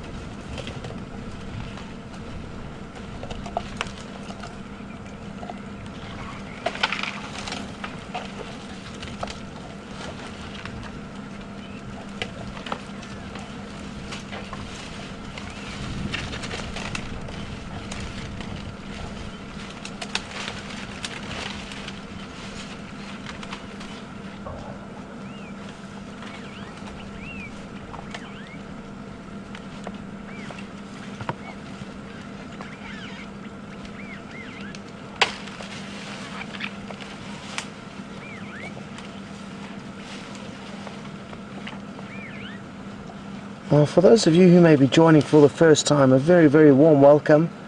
And isn't this a beautiful, beautiful scene of Africa? If any of you would like to send us questions, you can, and it's a live safari, so we will be able to answer them right away. And you can hashtag Safari Live on Twitter or send an email through to questions@wildearth.tv. And we're going to be doing a fireside chat around the campfire this evening for the last half an hour of the broadcast, and it would be great to have any of your questions or comments sent through about what we're going to be chatting about this evening. We've got some highlights of our most exciting and memorable clips of the week. Mine are seeing a large male leopard for the first time who's moving into the Arethusa property, watching the Nkuhuma pride of lions hunting a herd of buffalo, unsuccessfully, but still some great action. And also watching Sindile, a young male leopard, hunt, again unsuccessfully, but got some great footage of that. So send through your questions, and we look forward to having you around the campfire with us a little bit later.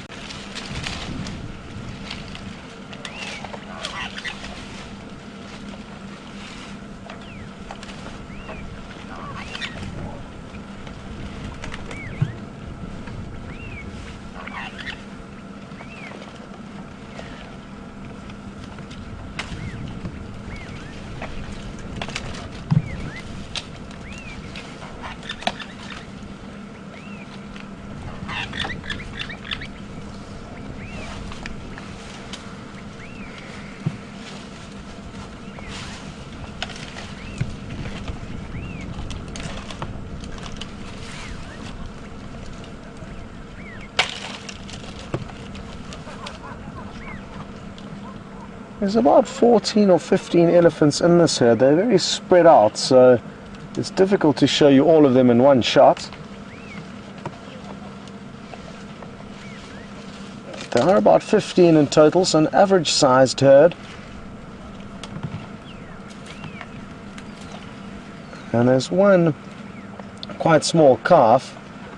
It's obscured by the bushes at the moment, but it will hopefully continue moving south with the rest of the herd through a little open clearing. Jeandre is trying to get you in there, but difficult to see. You will be able to make it out there. There it is. And the rest of the herd all appear to be slowly making their way south. And I'm guessing these individuals will follow.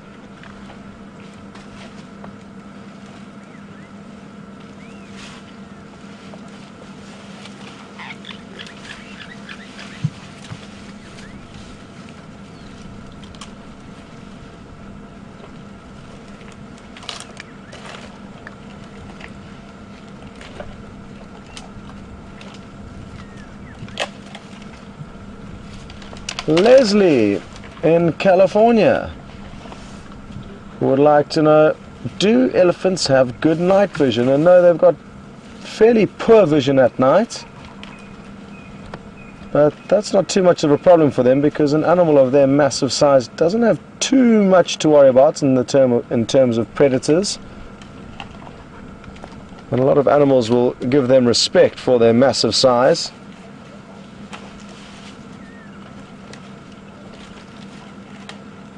But a lot of the herbivores are not nocturnal, or do not have good nocturnal vision. It's only really the predators that are designed to see well at night. But from what I'm told, elephants have got worse night vision or worse ability to be able to see at night than other herbivores. And that's probably because they lack that. They are so large that only in very few places will lions hunt them. Well, I think we're in luck. They're all going to disappear off in towards the sunset, and it's going to make for a beautiful, beautiful scene.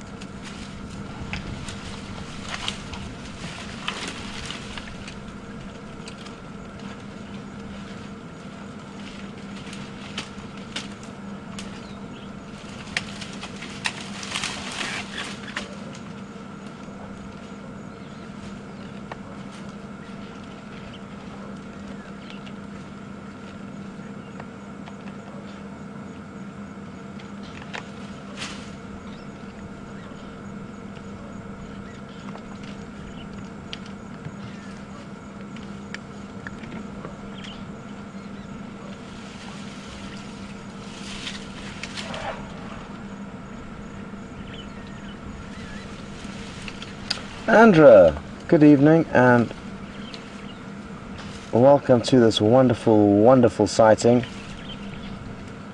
Jeandre would like to know, how old is the young calf that we're seeing? I would guess at around a year of age,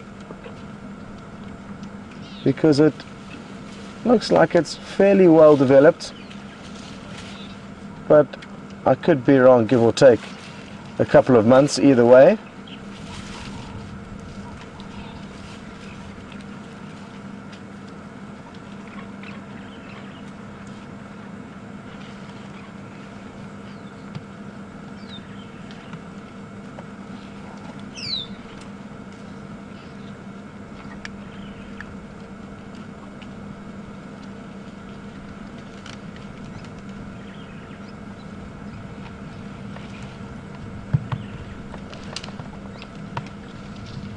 Bob in Iowa asks an interesting question. He would like to know if elephants will use their eyesight to feed, or do they mainly sniff with their trunks? And I would say it's mainly their trunks that they sniff with, although it certainly will be a combination of initially spotting a tree or a plant that it may like, and then moving up towards it to investigate it further with its sense of smell. Good question though, Bob, and it would be nice to know the exact answer, but I've often noticed that they will walk up to bushes and smell them and actually test them with their trunk, and often will let go and continue moving without plucking them out the ground, only once testing them. Look at this. Absolutely beautiful. They could not have walked into a better spot if we had paid them to.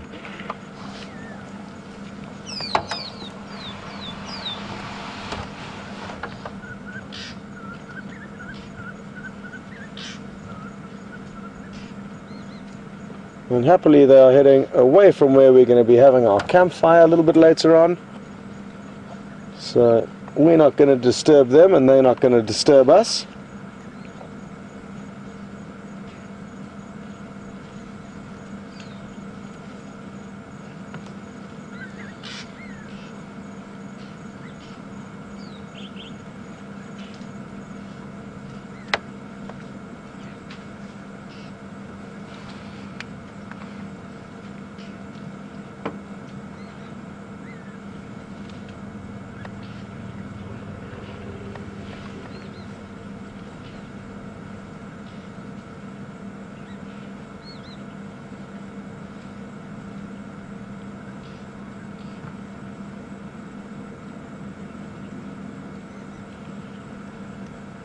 Well, Donna would like to know what these elephants are going to get up to after dark, and they'll probably continue feeding for quite a few hours into the evening, and we'll sleep probably in the middle of the night for a couple of hours. From what I've noticed, elephants will split their sleep shifts into 2 different shifts, one during the day and one at night, but there could be 3 or 4 depending on the time of the year and the temperature. But the winter months prefer to relax in the heat of the day and feed when it's cooler at night. And what a beautiful scene as they disappear off to the south. It's been a wonderful, wonderful sighting, and I'm so glad to have shared it with all of you. But I need to head off now and start setting up the fireside chat, but I think we may be able to delay it for a moment or two just to capture a few last moments of the setting sun, and then we're going to send you back to Brent. I'm not sure what he's up to, but he'll have something planned for you, no doubt.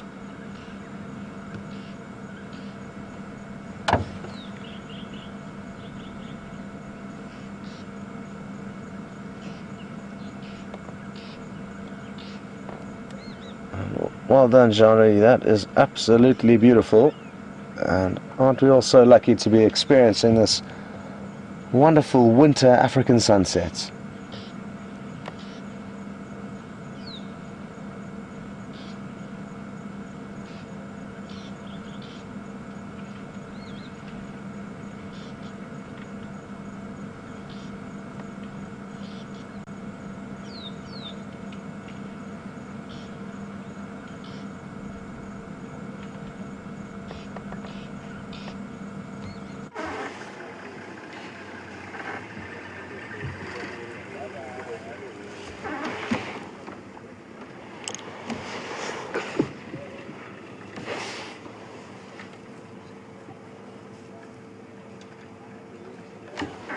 Welcome back, everyone. As you can see, we're still with the Styx Pride.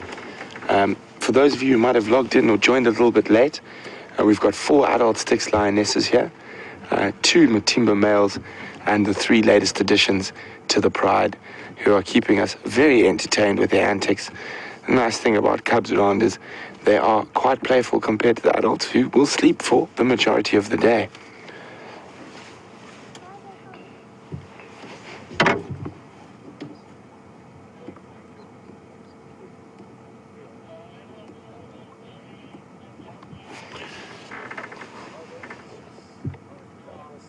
Oh, there's a stalk about to happen. There we go, charge and attack. So, as I was just saying, I see a lot of these lion behaviors, the hunting behavior is instinctive rather than learnt behavior. And you can see that even in these really young guys, the way they play, they stalk and they pounce on each other. And also, immediately how they do go for that sort of throat region for the suffocation grip.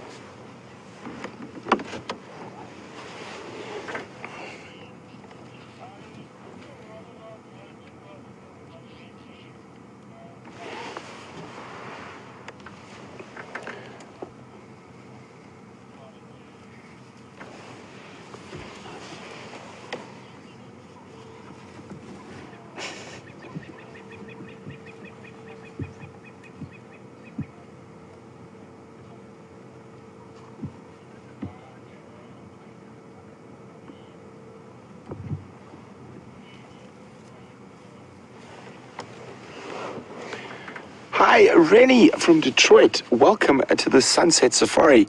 Rennie, welcome to the live drives. Really great to have you on the back of the vehicle this evening. Rennie would like to know a little bit more history about the Styx Pride. He'd like to know whether did we name this pride, or are they new to the park? Rennie, this is a very old pride in the Sabi Sands. When I started working in the Sabi Sands in the early 2000s, the then Styx Pride was already in place. They used to be a little bit further south of us then, and I think someone's going to get shouted at shortly.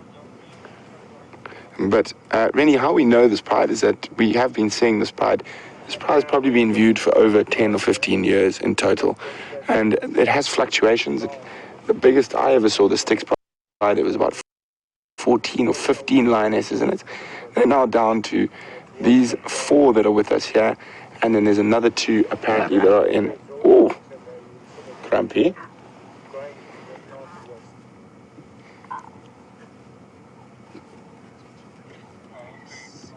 Oh, danger. Sorry, Rennie, back there, just watching these little guys annoy the Jeandre Matimba male. And so this is a very old and established pride in the Sabi Sands Game Reserve. And hopefully with these new additions, it'll continue to survive survive for a long time to come.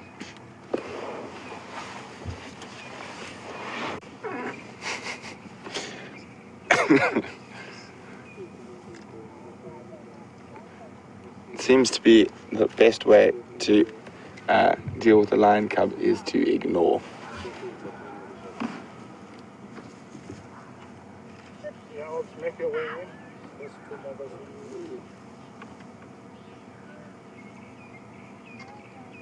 So, guys, remember tonight is fireside chat. So Scott's already gone off air, and they're going to go set that up. Brian and I will be joining them shortly. But so there's a couple of things we want you to ask questions about on Fireside Chat tonight. And one of the focuses is cubs. Since we have the Styx cubs here, we've got a new hyena cub at the den site. And we also have been seeing Sindile, that young male leopard cub, quite regularly. And to send questions in about that, you can email that young male leopard cub quite regularly. And to send questions in about that, you can email. When the Savuti channel dried up, there were only a few little water points left, and a lot of your general game, your wildebeest and zebra, moved away from this area, and the elephants remained. So what happened was that lots of playing with mom. So what happened was that the lions formed into much larger prides, up to 30 to 40 strong, and started hunting young elephant bulls that were on the peripheries of the breeding herds. So you could get so up to sort of 15 to 20-year-old elephant bulls were hunted extensively by these lions. And obviously it's a very high risk, high reward sort of thing to do, because obviously an elephant can hurt a lion very, very easily. But this hunting would actually take them up to 8 or 9 hours to kill the elephant. But it was a very high reward, and then they would have food for a long time. Oh, get lost. No. There we go.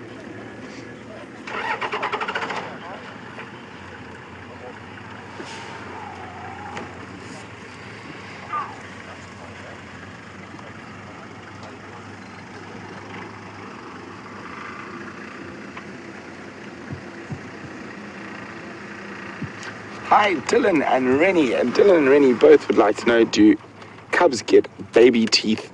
They do have sort of milk teeth when they start out, and they will lose these as they get older. And quite often when you see lion cubs like this chewing on branches and that, it could be part of the teething process. There we go. There's that perfect little suffocation hold.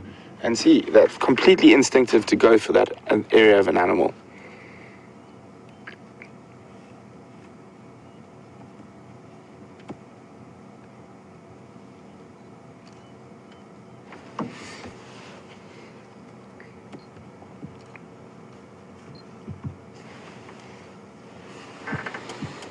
So that lioness has popped her head up, and she's also spotted those elephants. Oh, she's popped her head down now. But the rest of that breeding herd of elephants is moving on the edge of the quarantine clearings opposite us.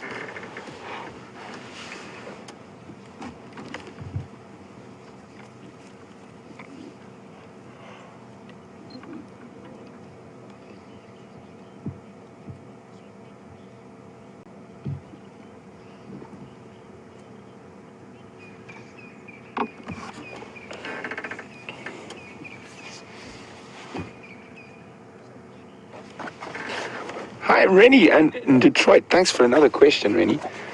Rennie has heard me speaking about how instinctive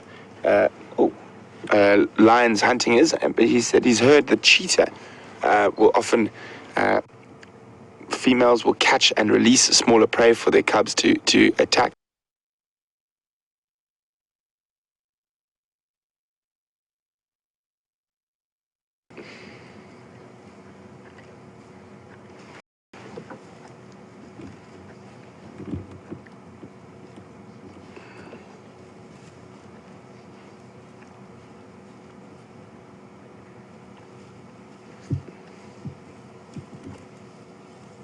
Trouble's on its way back. Oh, hello. And so they're actually spotting elephants that are out in the distance.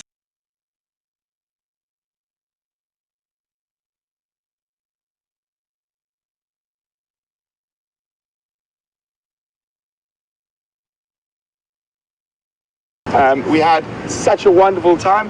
Brian and I didn't have to do much for us, and we literally didn't move for a full safari. And we even got there 20 minutes early. And Scotty had some nice